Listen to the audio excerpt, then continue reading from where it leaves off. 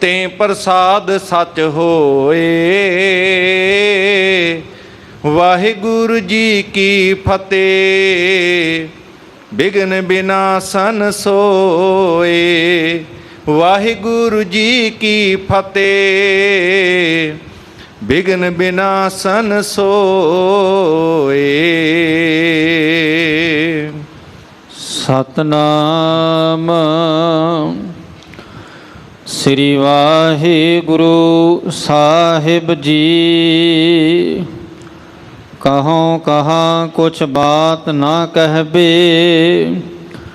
मुझ तज चढ़ियो तुरत भा दहबे। अपर अनेक दीनता लह लह। समझावत बहु भांतन कह कह। कहों कहाँ कुछ बात ना कहबे। वाहिगुरु जी का खालसा वाहिगुरु जी की फतेह। चवर छतर तख्त दे मालक समुची मनुखता सर्व कायनात दे रहबर। दसां ही पातशाहियां दी जोत शब्द ब्रह्म शब्दा अवतार सतगुरु।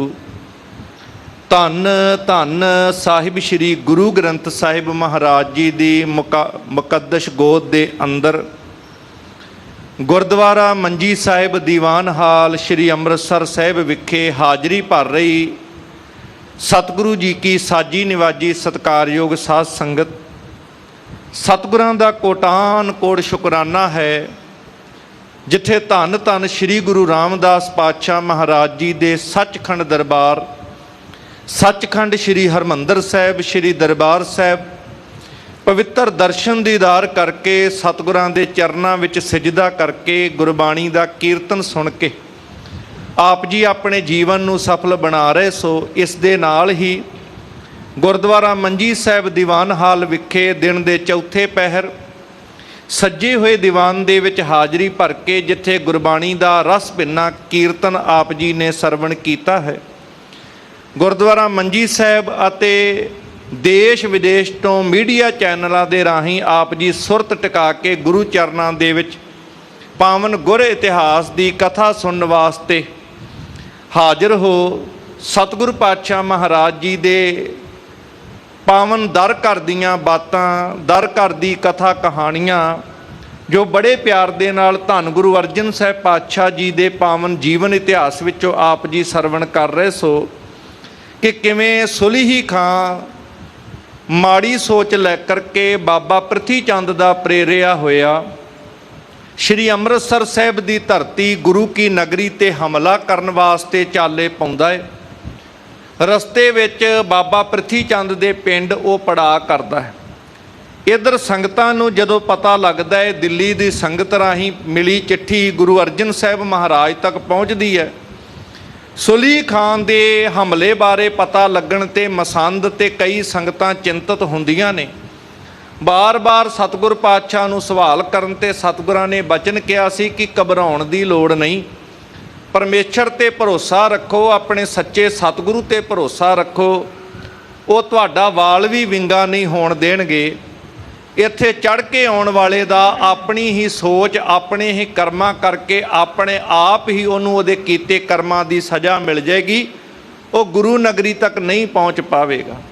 ये सतगुर पातशाह महाराज जी ने संगतां नूं कईयां ये बचन कहे सुन करके संगतां बड़ियां खुश ने कि गुरु साहिब दे बचन कदी टल नहीं सकते। जो बचन कहे ने वो सफल होणगे ही। इधर बाबा प्रथी चंद जी का मेल हुंदा है सुली खान दे नाल। सुली खान नूं बड़ा धन दे के मान सत्कार करते हैं ते नाल अगले दिन अपने पिंड आदक विखाउण वास्ते नाल लैके चलदे। गल्लां बातां राहीं दसदे ने कि मैनूं कोई लालच नहीं।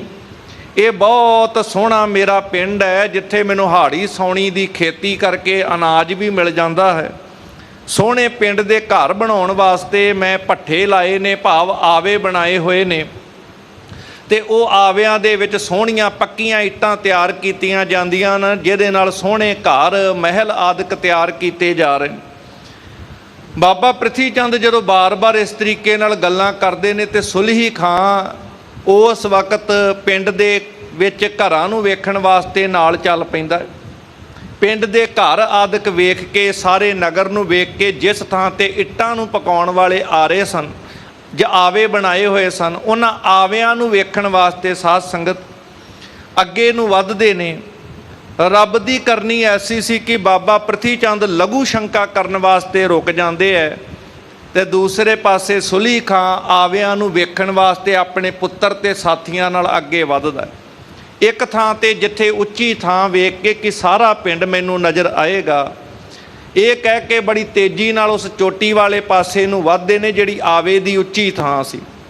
ਜਿੱਦ ਦੇ ਕਰਕੇ ਇੱਕ ਦੂਜੇ ਨਾਲ ਜਿੱਦਦੇ ਹੋਏ ਸੁਲਹੀ ਖਾਂ ਤੇ ਉਹਦੇ ਸਾਥੀ ਬੜੀ ਤੇਜ਼ੀ ਨਾਲ ਇੱਕੋ ਸਾਹ ਨਾਲ ਅੱਗੇ ਵੱਧ ਰਹੇ ਨੇ, ਮਾਨੋ ਮੌਤ ਉਹਨਾਂ ਨੂੰ ਆਪਣੇ ਵੱਲ ਖਿੱਚ ਰਹੀ ਹੋਵੇ।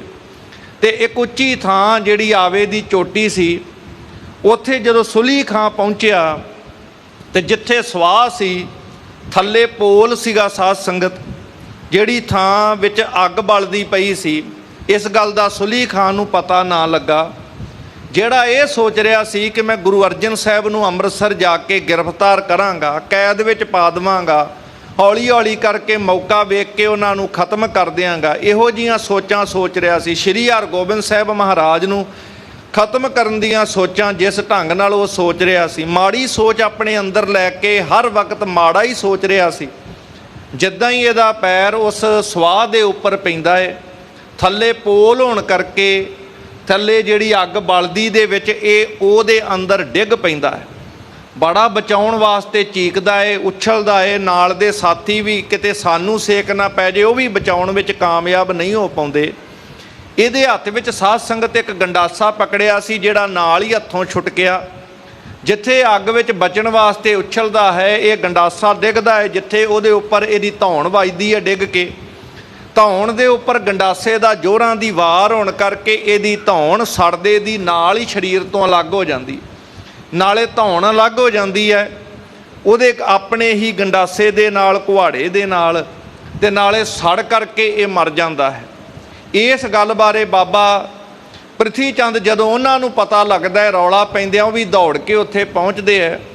ਕਿਸੇ ਨਾ ਕਿਸੇ ਹੀਲੇ ਵਸੀਲੇ ਨਾਲ ਬਾਹਰ ਕੱਢਣ ਦਾ ਯਤਨ ਕਰਦੇ ਹੈ ਤੇ ਵੇਖਦੇ ਨੇ ਹੁਣ ਤੇ ਇਹਦੀ ਮੌਤ ਹੋ ਚੁੱਕੀ ਹੈ।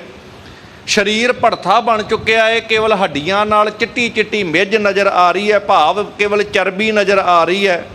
ਇਹ ਹਾਲਾਤ ਸੀ। ਆਖਰਕਾਰ ਮੁਸਲਮਾਨ ਧਰਮ ਦੀ ਮਰਿਆਦਾ ਦੇ ਅਨੁਸਾਰ ਇਹਨੂੰ ਫਿਰ ਮਰੇ ਹੋਏ ਨੂੰ ਕਬਰ ਵਿੱਚ ਦੱਬਿਆ ਗਿਆ। ਨਾਲ ਦੇ ਇਹ ਗੱਲਾਂ ਕਰਦੇ ਨੇ ਕਿ ਇਸਲਾਮ ਧਰਮ ਦੇ ਅਨੁਸਾਰ ਸੜ ਕੇ ਮਰਨਾ ਬੜਾ ਵੱਡਾ ਅਪਵਿੱਤਰ ਕਰਮ ਹੈ। ਇਹ ਨਾਪਾਕ ਹੋ ਗਿਆ, ਅਪਵਿੱਤਰ ਹੋ ਗਿਆ, ਇਹ ਈਮਾਨ ਤੋਂ ਡਿੱਗ ਗਿਆ ਹੈ ਤੇ ਨਰਕਾਂ ਵਿੱਚ ਜਾਏਗਾ। ਇਸ ਤਰੀਕੇ ਭਾਵ ਦੋਜ਼ਖ ਦੀ ਅੱਗ ਵਿੱਚ ਸੜੇਗਾ।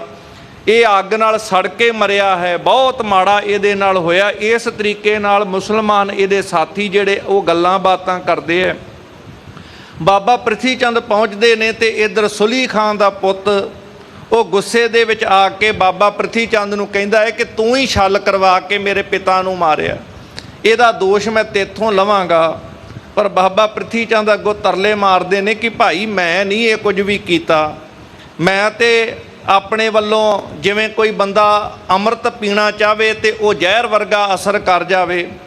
ਦੁੱਧ ਵਾਸਤੇ ਜਿਵੇਂ ਗਾਂ ਪਾਲੀ ਦੀ ਹੈ, ਕਈ ਵਾਰ ਉਹ ਸਿੰਗ ਮਾਰ ਕੇ ਬੰਦੇ ਦਾ ਨੁਕਸਾਨ ਕਰਕੇ ਸ਼ੇਰ ਬਣ ਜਾਂਦੀ ਹੈ।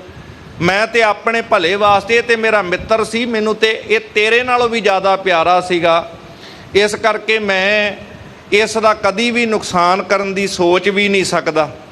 ਇੱਥੇ ਸੁਲਹੀ ਖਾਂ ਪਾਪੀ ਦਾ ਅੱਗ ਵਿੱਚ ਸੜ ਕੇ ਜਿਸ ਤਰੀਕੇ ਨਾਲ ਇਹ ਖਾਤਮਾ ਹੁੰਦਾ ਹੈ, ਤੇ ਬਾਬਾ ਪ੍ਰਿਥੀ ਚੰਦ ਸੁਲਹੀ ਖਾਂ ਦੇ ਪੁੱਤ ਦਾ ਗੁੱਸਾ ਠੰਡਾ ਕਰਨ ਵਾਸਤੇ ਜਿਵੇਂ ਉਹ ਗੱਲਾਂ ਬਾਤਾਂ ਕਰਦੇ ਹੈ, ਤੇ ਜਿਵੇਂ ਸਤਿਗੁਰੂ ਗੁਰੂ ਅਰਜਨ ਸਾਹਿਬ ਜੀ ਨੇ ਬਾਣੀ ਰਾਹੀਂ ਉਸ ਮਾਲਕ ਦੀ ਕਿਰਪਾ ਤੇ ਮਿਹਰ ਦਾ ਜ਼ਿਕਰ ਸ਼ਬਦ ਦੇ ਰਾਹੀਂ ਕੀਤਾ ਹੈ, ਉਸ ਇਤਿਹਾਸ ਨਾਲ ਜੁੜਨ ਤੋਂ ਪਹਿਲਾਂ ਮਨ ਬਿਰਤੀਆਂ ਸਾਰੇ ਗੁਰੂ ਚਰਨਾਂ ਵਿੱਚ ਟਿਕਾਈਏ।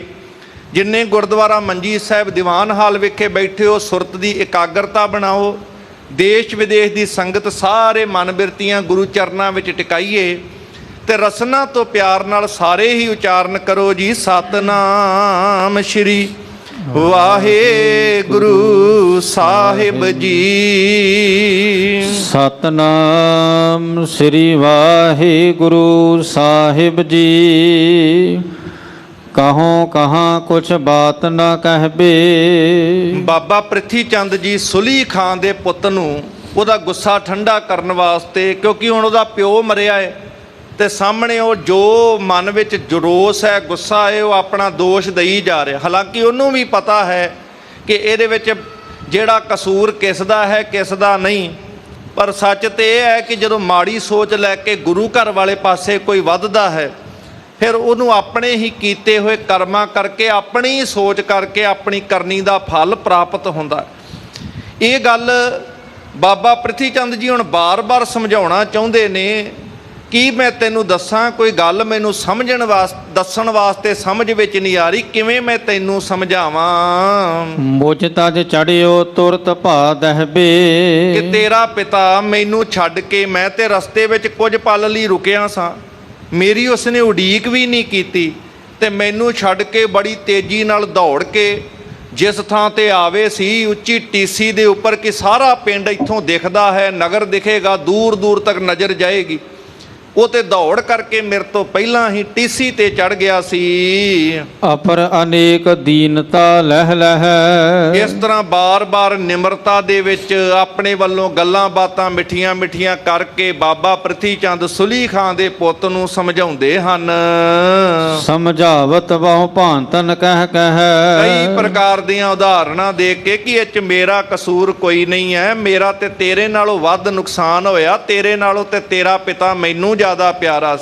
ਇਸ ਤਰ੍ਹਾਂ ਕਹਿ ਕਹਿ ਕੇ ਉਹਨੂੰ ਬਾਰ-ਬਾਰ ਸਮਝਾਉਂਦੇ ਹਨ। ਤਿੰਨ ਸੰਗਨ ਕੋ ਗਨ ਧਨ ਦੀਨੋ। ਫਿਰ ਜਿਹੜੇ ਸੁਲੀ ਖਾਂ ਦੇ ਨਾਲ ਬਾਕੀ ਇਹ ਦੁਸ਼ਟ ਚੌਂਕੜੀ ਦੇ ਨਾਲ, ਪਾਪੀਆਂ ਦੇ ਨਾਲ ਜਿਹੜੇ ਹੋਰ ਪਾਪ ਸਭਾ ਆਈ ਸੀ, ਭਾਵ ਜਿਹੜੇ ਹੋਰ ਫੌਜਦਾਰ ਆਏ ਸੀ ਮਾੜਾ ਕਰਨ ਵਾਸਤੇ, ਉਹਨਾਂ ਨੂੰ ਆਪਣੇ ਵੱਲ ਕਰਨ ਵਾਸਤੇ ਬਾਬਾ ਪ੍ਰਿਥੀ ਚੰਦ ਬਹੁਤ ਸਾਰਾ ਧਨ ਦੇ ਕਰਕੇ ਆਪਣੇ ਵੱਲ ਕਰਦਾ ਹੈ। ਨੀਠ ਨੀਠ ਪਰਚਾਵਨ ਕੀਨੋ। ਇਸ ਤਰੀਕੇ ਦੇ ਨਾਲ ਸਹਿਜੇ ਸਹਿਜੇ ਕਰਕੇ, ਗੱਲੀ ਬਾਤੀ ਸਮਝਾ ਕੇ, ਹੌਲੀ ਹੌਲੀ ਕਰਕੇ ਸਾਰਿਆਂ ਨੂੰ ਸਮਝਾਉਣਾ ਕੀਤਾ ਹੈ ਬਾਬਾ ਪ੍ਰਿਥੀ ਚੰਦ ਨੇ। ਹਰ ਤਰੀਕੇ ਦੇ ਨਾਲ ਹੀਲਾ ਵਸੀਲਾ ਕਰਕੇ, ਧਨ ਆਦਿਕ ਦੇ ਕਰਕੇ, ਕਿਸੇ ਨਾ ਕਿਸੇ ਤਰੀਕੇ ਨਾਲ ਉਹਨਾਂ ਦੇ ਗੱਲ ਸਮਝਾਈ ਹੈ। ਅਪਰ ਦੁਸ਼ਾਲੇ ਬਸਤਰ ਅਸ਼ੇਰੇ। ਨਾਲਦਿਆਂ ਨੂੰ ਆਪਣੇ ਵੱਲ ਕਰਨ ਵਾਸਤੇ ਇਸ ਤੋਂ ਇਲਾਵਾ ਜਿੱਥੇ ਧਨ ਦਿੱਤਾ ਹੈ, ਗੱਲਾਂ ਬਾਤਾਂ ਰਾਹੀਂ ਬਾਰ-ਬਾਰ ਉਹਨਾਂ ਨੂੰ ਪ੍ਰੇਰਨਾ ਕਰਦੇ ਨੇ। ਨਾਲੇ ਦੁਸ਼ਾਲੇ, ਵਸਤਰ ਆਦਿਕ ਕੀਮਤੀ ਹੋਰ ਵੀ ਵਸਤੂਆਂ ਉਹਨਾਂ ਨੂੰ ਦਿੰਦੇ ਹਨ। ਬਾਜੀ ਚਪਲ ਜਮੋਲ ਬਡੇਰੇ। ਫਿਰ ਬੜੇ ਬੜੇ ਚੰਚਲ, ਵਧੀਆ ਤੇ ਮਹਿੰਗੇ ਘੋੜੇ ਜਿਹੜੇ ਸਨ, ਬੜੇ ਬਲਵਾਨ, ਉਹ ਵੀ ਉਹਨੂੰ ਖੁਸ਼ਾਮਦ ਕਰਦਿਆਂ ਹੋਇਆਂ ਉਹ ਬਾਬਾ ਪ੍ਰਿਥੀ ਚੰਦ ਨੇ ਸੁਲੀ ਖਾਂ ਪਾਪੀ ਜਿਹੜਾ ਮਰ ਗਿਆ ਸੀ ਸੜ ਕੇ, ਉਹਦੇ ਸਾਥੀਆਂ ਨੂੰ ਦਿੱਤੇ ਹਨ।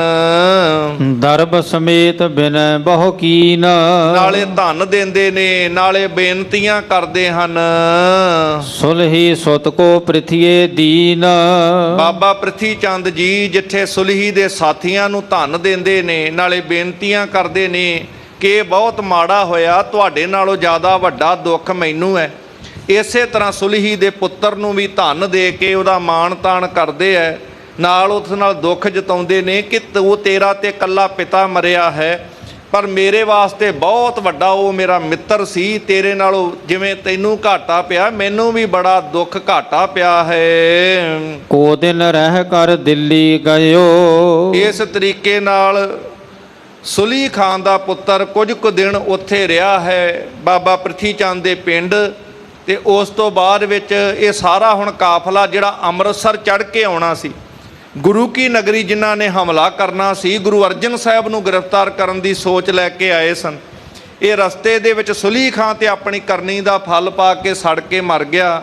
ਪਰ ਆਖਰਕਾਰ ਹੁਣ ਉੱਥੋਂ ਬਾਬਾ ਪ੍ਰਿਥੀ ਚੰਦ ਦੇ ਇਸ ਪਿੰਡ ਤੋਂ ਇਹ ਸਾਰਾ ਕਾਫਲਾ, ਉਹਦਾ ਪੁੱਤਰ, ਉਹਦੇ ਰਿਸ਼ਤੇਦਾਰ, ਜਿਹੜੇ ਹੋਰ ਸਖਾ ਸੱਜਣ ਫੌਜਦਾਰ ਸਨ, ਉਹ ਸਾਰੇ ਵਾਪਸ ਹੁਣ ਦਿੱਲੀ ਨੂੰ ਨਿਰਾਸ਼ ਹੋ ਕੇ ਮੁੜ ਪੈਂਦੇ ਹਨ। ਜਹਾਂਗੀਰ ਕੇ ਢਿਗ ਕਹਿ ਦਿਓ। ਤੇ ਜਾ ਕੇ ਸਮੇਂ ਦੇ ਬਾਦਸ਼ਾਹ ਹਾਕਮ ਜਹਾਂਗੀਰ ਦੇ ਕੋਲ ਜਾ ਕੇ ਸਾਰੀ ਵਾਰਤਾ ਸੁਲੀ ਖਾਂ ਦੇ ਪੁੱਤਰ ਨੇ ਉਹਦੇ ਸਾਥੀਆਂ ਨੇ ਦੱਸਣੀ ਕੀਤੀ ਕਿ ਇਸ ਤਰੀਕੇ ਨਾਲ ਤੁਹਾਡਾ ਇਹ ਅਹਿਲਕਾਰ ਜਿਹੜਾ ਵੱਡਾ ਫੌਜਦਾਰ ਸੀ, ਇਸ ਤਰੀਕੇ ਨਾਲ ਉਹਦੇ ਨਾਲ ਘਟਨਾ ਵਰਤੀ ਹੈ। ਜਰਿਓ ਅਚਾਨਕ ਆਵੇ ਇਹ ਜਾਏ। ਬਹੁਤ ਮਾੜਾ ਕਰਮ ਹੋਇਆ ਹੈ ਉਹਦੇ ਨਾਲ ਕਿ ਉਹ ਮੁਸਲਮਾਨ ਵੀ ਜਿਹੜਾ ਹੋ ਕਰਕੇ ਨਾਪਾਕ ਹੋ ਗਿਆ, ਅਪਵਿੱਤਰ ਹੋ ਗਿਆ, ਕਿਉਂਕਿ ਅੱਗ ਦੇ ਵਿੱਚ, ਆਵੇ ਦੇ ਵਿੱਚ ਡਿੱਗ ਗਿਆ ਸੀ ਤੇ ਅੱਗ ਵਿੱਚ ਸੜ ਕੇ ਅਚਾਨਕ ਇਸ ਤਰੀਕੇ ਨਾਲ ਉਹਦੀ ਬਹੁਤ ਮਾੜੀ ਮੌਤ ਹੋਈ ਹੈ। ਹੋਨਹਾਰ ਨਹਿ ਮਿਟਹਿ ਕਦਾਏ। ਸਾਰੇ ਫਿਰ ਗੱਲਾਂ ਕਰਦੇ ਨੇ ਜੋ ਹੋਣੀ ਹੈ ਉਹ ਕਦੀ ਮਿਟ ਨਹੀਂ ਸਕਦੀ, ਹੋਣੀ ਹੋ ਕਰਕੇ ਰਹਿਣੀ ਹੈ। ਪ੍ਰਿਥਿਆ ਰਹਿਓ ਬਸੂਰਤ ਭਾਰੋ। ਆਖਰਕਾਰ ਜਿੱਥੇ ਦਿੱਲੀ ਦੀ ਧਰਤੀ ਤੇ ਇਹ ਸੁਲੀ ਖਾਨ ਦਾ ਇਹ ਕਾਫਲਾ ਵਾਪਸ ਪਹੁੰਚਦਾ ਹੈ, ਦੂਜੇ ਪਾਸੇ ਸਾਧ ਸੰਗਤ ਬਾਬਾ ਪ੍ਰਿਥੀ ਚੰਦ ਉਹ ਮਾਨੀ ਮਨ ਕਰਕੇ ਬੜੇ ਦੁਖੀ ਹੋ ਰਹੇ ਨੇ, ਬੜੇ ਪਰੇਸ਼ਾਨ ਹਨ। ਸ਼੍ਰੀ ਅਰਜਨ ਸ਼ਰਾਪਿਓ ਤਨ ਜਾਰੋ। ਤੇ ਮਾਨੀ ਮਨ ਵਿੱਚ ਸੋਚਦੇ ਨੇ ਇਹ ਲੱਗਦਾ ਗੁਰੂ ਅਰਜਨ ਸਾਹਿਬ ਨਾਲ ਵੈਰ ਕਰਨ ਦਾ ਫਲ ਮਿਲਿਆ ਹੈ। ਭਾਵ ਉਹਨਾਂ ਨਾਲ ਜਿਸ ਤਰੀਕੇ ਦੇ ਨਾਲ ਇਹ ਕਾਰਜ ਕੀਤੇ ਨੇ, ਕਿਤੇ ਉਹਨਾਂ ਦੇ ਮਨ ਦਾ ਕੋਈ ਫੁਰਨਾ ਨਾ ਨਿਕਲ ਗਿਆ ਹੋਵੇ ਕਿ ਉਹਨਾਂ ਕਰਕੇ ਹੀ ਇਹ ਇਸ ਤਰੀਕੇ ਨਾਲ ਅੱਗ ਵਿੱਚ ਸੁਲੀ ਖਾਂ ਸੜਤਾ ਨਹੀਂ ਗਿਆ।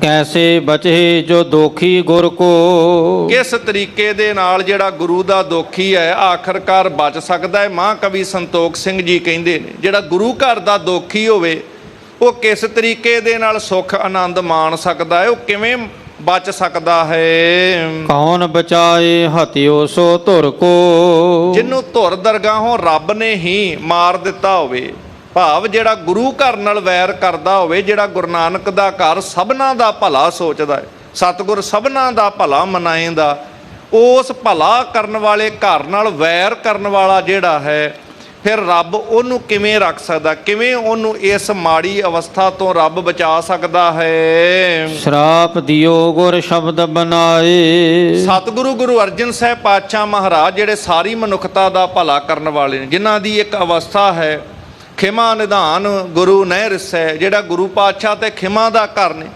ਉਹਨਾਂ ਦੇ ਮਨ 'ਚ ਤੇ ਪ੍ਰਿਥੀ ਚੰਦ ਪ੍ਰਤੀ ਵੀ ਕੋਈ ਮਾੜੀ ਸੋਚ ਨਹੀਂ, ਉਹਨਾਂ ਦੇ ਮਨ ਵਿੱਚ ਸੁਲੀ ਖਾਂ ਦੇ ਪ੍ਰਤੀ ਵੀ ਮਾੜੀ ਸੋਚ ਨਹੀਂ। ਕਿਉਂਕਿ ਜਿਵੇਂ ਪਿਤਾ ਵਾਸਤੇ ਸਾਰੇ ਪੁੱਤਰ ਇੱਕੋ ਜਿਹੇ ਹੁੰਦੇ ਨੇ ਤੇ ਗੁਰੂ ਅਰਜਨ ਸਾਹਿਬ ਪ੍ਰਤੱਖ ਹਰ ਦਾ ਸਰੂਪ, ਉਹਨਾਂ ਲਈ ਤੇ ਸਾਰਾ ਸੰਸਾਰ ਆਪਣਾ ਹੈ। ਉਹਨਾਂ ਵਾਸਤੇ ਨਾ ਕੋ ਬੈਰੀ ਨਹੀਂ ਬਿਗਾਨਾ, ਸਗਲ ਸੰਗ ਹਮ ਕੋ ਬਨਿਆਈ, ਸਾਰੇ ਆਪਣੇ ਨਜ਼ਰ ਆਉਂਦੇ ਨੇ। ਪਰ ਇਹ ਭਾਵ ਹੈ ਕਈਆਂ ਨੇ ਮਨ ਵਿੱਚ ਇਸ ਤਰ੍ਹਾਂ ਵਿਚਾਰਿਆ ਕਿ ਸ਼ਾਇਦ ਗੁਰੂ ਦਾ ਮਾਰਿਆ ਇਸ ਤਰੀਕੇ ਨਾਲ ਹੋਇਆ। ਸਤਿਗੁਰੂ ਪਾਤਸ਼ਾਹ ਮਹਾਰਾਜ ਜੀ ਤੇ ਰੱਬ ਦੇ ਸ਼ੁਕਰ ਦੇ ਵਿੱਚ ਜੋ ਹਮੇਸ਼ਾ ਹੀ ਜੋ ਨਿਰੰਕਾਰ ਪਰਮੇਸ਼ਰ ਦੇ ਦਰ ਘਰ ਦਾ ਸ਼ੁਕਰ ਹੀ ਕਰਨ ਵਾਲੇ ਨੇ, ਉਹਨਾਂ ਨੇ ਤੇ ਸੁਭਾਵਕ ਇਹ ਸ਼ਬਦ ਜਿਹੜਾ ਸੀ ਇਸ ਢੰਗ ਦੇ ਨਾਲ ਗਾਇਨ ਕੀਤਾ। ਭਾਵ ਇੱਥੇ ਵੀ ਰੱਬ ਦੀ ਕਿਰਪਾ ਨੂੰ ਹੀ ਚਿਤਾਰਿਆ ਹੈ। ਸੋ ਮੈਂ ਲਿਖਿਓ ਬਨਹਿ ਇਸ ਥਾਏ। ਕਿ ਧੰਨ ਗੁਰੂ ਅਰਜਨ ਸਾਹਿਬ ਮਹਾਰਾਜ ਜੀ ਨੇ ਇਹ ਸੁਲੀ ਖਾਂ ਦੀ ਮੌਤ ਸੰਬੰਧੀ ਜੋ ਘਟਨਾ ਵਰਤੀ, ਨਿਰੰਕਾਰ ਦੇ ਘਰੋਂ ਜੋ ਕਲਾ ਵਰਤੀ ਅਕਾਲ ਪੁਰਖ ਦੇ ਦਰੋਂ, ਉਹ ਜੋ ਸ਼ਬਦ ਦੇ ਵਿੱਚ ਬਿਆਨ ਕੀਤਾ ਹੈ, ਨਿਰੰਕਾਰ ਦੇ ਘਰ ਦੀ ਸਿਫਤ ਕੀਤੀ ਹੈ।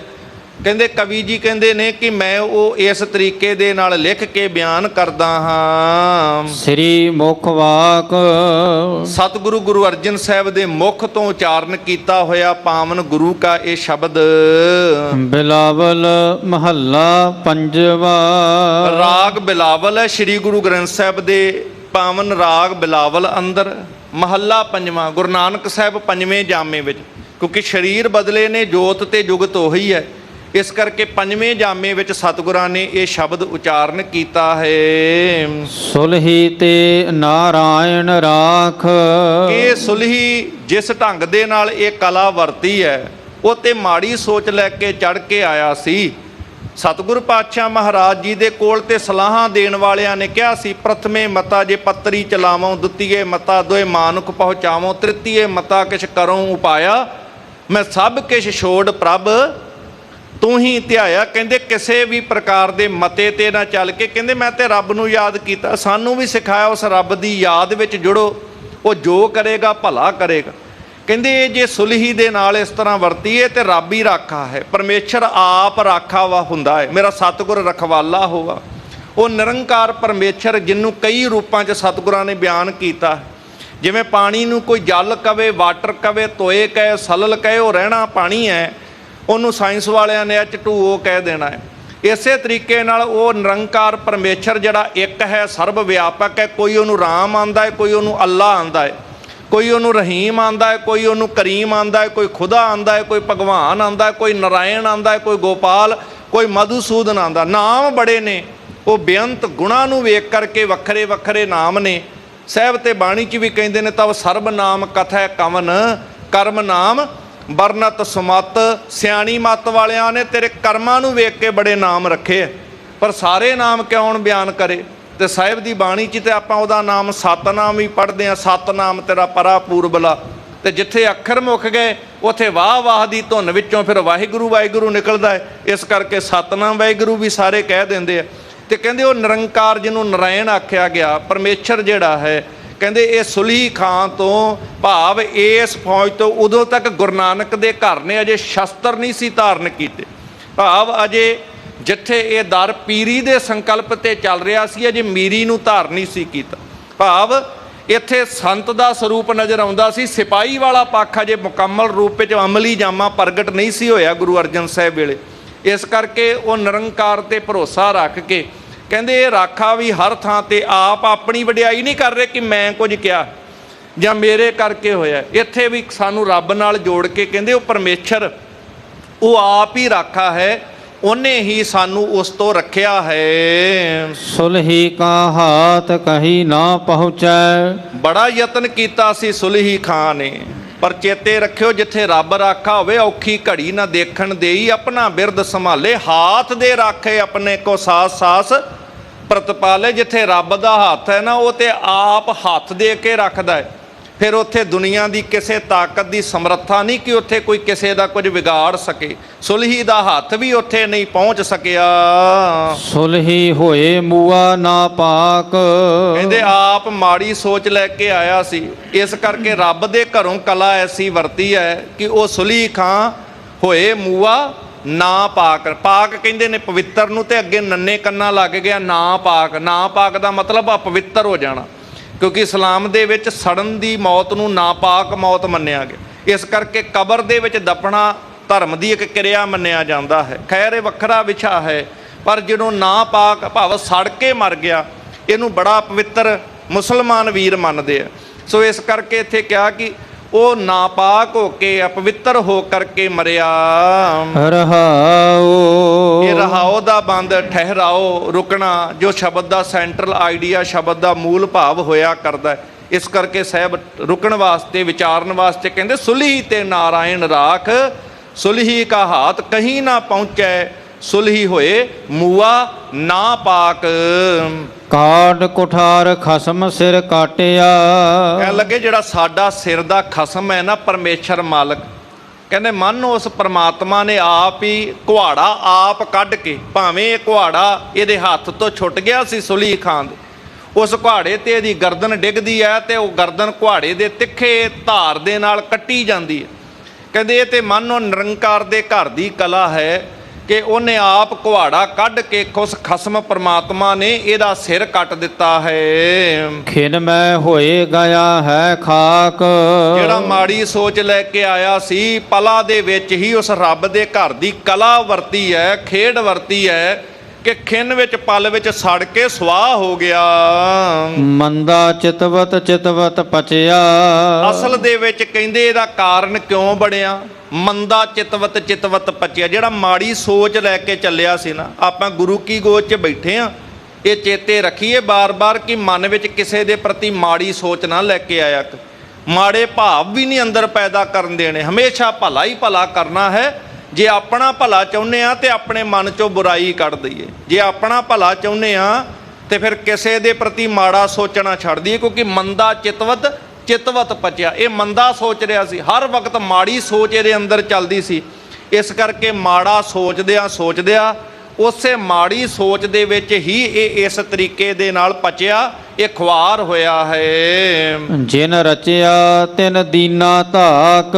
ਜਿਸ ਪਰਮਾਤਮਾ ਨੇ ਰਚਿਆ, ਪੈਦਾ ਕੀਤਾ, ਉਸ ਅਕਾਲ ਪੁਰਖ ਨੇ, ਜਿਹਨੂੰ ਅੱਲਾ ਕਿਹਾ, ਭਗਵਾਨ ਕਿਹਾ, ਰਾਮ ਕਿਹਾ, ਖੁਦਾ ਕਿਹਾ, ਬੜੇ ਨਾਮ ਨੇ ਨਿਰੰਕਾਰ, ਜਿਸ ਪਰਮਾਤਮਾ ਨੇ ਸਿਰਜਿਆ, ਪੈਦਾ ਕੀਤਾ ਹੈ ਨਾ, ਕਹਿੰਦੇ ਅਸਲ ਦੇ ਵਿੱਚ ਤਿੰਨ ਦੀਨਾ ਧਾਕ, ਉਸੇ ਨੇ ਹੀ ਇਹ ਧੱਕਾ ਦੇ ਕਰਕੇ, ਭਾਵ ਇਹ ਅੱਗ ਵਿੱਚ ਰੱਬ ਨੇ ਮਨ ਨੂੰ ਪ੍ਰੇਰ ਕੇ ਧੱਕ ਦਿੱਤਾ ਹੈ। ਪੁੱਤਰ ਮੀਤ ਧਨ ਕਿਛੂ ਨਾ ਰਹਿਓ। ਜਿਹੜਾ ਮਾਣ ਕਰਦਾ ਸੀ ਇਹ ਮੇਰਾ ਪੁੱਤਰ ਹੈ, ਆ ਮੇਰਾ ਮਿੱਤਰ ਹੈ, ਮੈਂ ਬੜਾ ਧਨਵਾਨ ਹਾਂ, ਤੇ ਧਨ ਦੇ ਪਿੱਛੇ ਲੱਗ ਕੇ ਇਹ ਰਿਸ਼ਵਤ ਲੈ ਲੈ ਕੇ ਮਾੜੇ ਕਰਮ ਕਰਦਾ ਸੀ।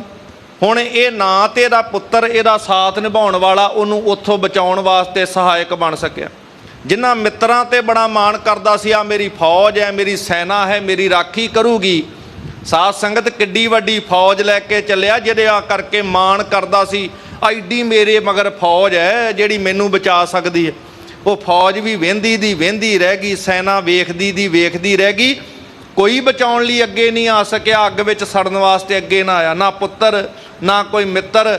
ਤੇ ਜਿਹੜਾ ਧਨ ਰਿਸ਼ਵਤਾਂ ਲੈ ਲੈ ਕੇ ਮਾੜੇ ਕੰਮ ਕਰਕੇ ਨੇ ਇਕੱਠਾ ਕੀਤਾ, ਉਹ ਧਨ ਵੀ ਇਹਦਾ ਸਾਥ ਨਾ ਦੇ ਸਕਿਆ। ਕੋਈ ਵੀ ਚੀਜ਼ ਜਿਹੜੀ ਇਹਦੇ ਕੰਮ ਨਾ ਆਈ, ਪੁੱਤਰ ਮੀਤ ਧਨ ਕਿਛੂ ਨਾ ਰਹਿਓ, ਕੁਝ ਵੀ ਸਾਥ ਨਾ ਰਿਹਾ। ਸੋ ਛੋਟ ਗਿਆ ਸਭ ਭਾਈ ਸਾਕ। ਸਭ ਕੁਝ ਛੱਡ ਗਿਆ ਹੈ, ਨਾ ਕੋਈ ਭਰਾ ਨਾ ਕੋਈ ਰਿਸ਼ਤੇਦਾਰ। ਇਸ ਸੰਸਾਰ ਦੇ ਵਿੱਚੋਂ ਆਪਣੇ ਕਰਮ ਲੈ ਕੇ ਨਾਲ ਜਾ ਰਿਹਾ। ਜੈ ਮਾਤ ਪਿਤਾ ਸੁਤ ਮੀਤ ਨਾ ਭਾਈ ਮਨ, ਊਹਾਂ ਨਾਮ ਤੇਰੇ ਸੰਗ ਸਹਾਈ। ਇੱਥੇ ਨਾ ਮਿੱਤਰਾਂ ਨੇ ਸਾਥ ਨਿਭਾਉਣਾ, ਨਾ ਕਿਤੇ ਰਿਸ਼ਤੇਦਾਰਾਂ ਨੇ। ਜਿਨ੍ਹਾਂ ਦੇ ਉੱਤੇ ਮਾਣ ਕਰਦਾ ਸੀ, ਜਿਨ੍ਹਾਂ ਦੀ ਖਾਤਰ ਹੇਰਾ ਫੇਰੀਆਂ ਕਰਦਾ ਸੀ, ਇਹਨਾਂ ਵਿੱਚੋਂ ਕੁਝ ਵੀ ਸਾਥ ਨਹੀਂ ਨਿਭਿਆ ਹੈ। ਕਹੋ ਨਾਨਕ ਤਿਸ ਪ੍ਰਭ ਬਲਿਹਾਰੀ। ਗੁਰੂ ਸਾਹਿਬ ਕਹਿੰਦੇ ਨੇ ਕਿ ਮੈਂ ਤੇ ਉਸ ਪਰਮਾਤਮਾ ਤੋਂ ਬਲਿਹਾਰ ਜਾਂਦਾ। ਹੇ ਨਾਨਕ ਆਖੇ ਭਾਈ ਕਿ ਤਿਸ ਪ੍ਰਭ ਬਲਿਹਾਰੀ, ਮੈਂ ਉਸ ਪਰਮਾਤਮਾ ਤੋਂ ਕੁਰਬਾਨ ਜਾਂਦਾ ਹਾਂ। ਜਿਨ ਜਨ ਕਾ ਕੀਨੋ ਪੂਰਨ ਵਾਕ। ਜਿਹਨੇ ਆਪਣੇ ਦਾਸ ਦਾ ਸੇਵਕ ਦਾ ਬਚਨ ਪੂਰਾ ਕਰਤਾ ਹੈ, ਭਾਵ ਅਰਦਾਸ ਸੁਣ ਲਈਏ। ਕਿਉਂਕਿ ਕਹਿੰਦੇ ਮੈਂ ਸਭ ਕੁਛ ਛੋੜ ਪ੍ਰਭ ਤੂੰ ਹੀ ਧਿਆਇਆ, ਮੈਂ ਤੇ ਉਹਨੂੰ ਧਿਆਇਆ। ਤੇ ਹੁਣ ਸਾਹਿਬ ਕਹਿੰਦੇ ਕਿ ਉਹਦਾ ਰੱਬ ਤੇ ਭਰੋਸਾ ਰੱਖੋ, ਉਹ ਤੁਹਾਡਾ ਵਾਲ ਵੀ ਵਿੰਗਾ ਨਹੀਂ ਹੋਣ ਦਿੰਦਾ। ਗੁਰ ਕਾ ਸ਼ਬਦ ਰਖਵਾਰੇ ਚੌਂਕੀ ਚੌਗਿਰਦ ਹਮਾਰੇ, ਰਾਮ ਨਾਮ ਲਾਗਾ ਜਮ ਲਜਾਏ ਕਰ ਭਾਗਾ। ਕਹਿੰਦੇ ਉੱਤੇ ਭਰੋਸਾ ਰੱਖੋ। ਰਾਖਾ ਏਕ ਹਮਾਰਾ ਸੁਆਮੀ ਸਗਲ ਘਟਾਕਾ, ਅੰਤਰ ਜਾਮੀ ਸੋਏ ਅਚਿੰਤਾ ਜਾਗ ਅਚਿੰਤਾ, ਜਹਾਂ ਕਹਾਂ ਪ੍ਰਭ ਤੂੰ ਵਰਤੰਤਾ। ਘਰ ਸੁਖ ਵਸਿਆ ਬਾਹਰ ਸੁਖ ਪਾਇਆ, ਕਹੋ ਨਾਨਕ ਗੁਰ ਮੰਤਰ ਦ੍ਰਿੜਾਇਆ। ਕਹਿੰਦੇ ਮੈਂ ਤੇ ਉਸ ਤੇ ਭਰੋਸਾ ਰੱਖਿਆ, ਤੇ ਅੱਜ ਉਹ ਰਾਖਾ ਬਣ ਕੇ ਉਹਨੇ ਮੇਰੀ ਬੇਨਤੀ ਪ੍ਰਵਾਨ ਕੀਤੀ। ਕਹਿੰਦੇ ਮੈਂ ਉਸ ਪ੍ਰਭੂ ਤੋਂ ਕੁਰਬਾਨ ਜਾਂਦਾ। ਇਹ ਉਹਦੀ ਕਿਰਪਾ ਦਾ ਵਰਣਨ ਕੀਤਾ ਹੈ ਕਿ ਰੱਬ ਆਪਣੇ ਸੇਵਕਾਂ ਦੀ ਕਿਵੇਂ ਰੱਖਦਾ ਹੈ। ਆਪਣੇ ਸੇਵਕ ਕੀ ਆਪੇ ਰੱਖੇ, ਆਪੇ ਨਾਮ ਜਪਾਵੇ।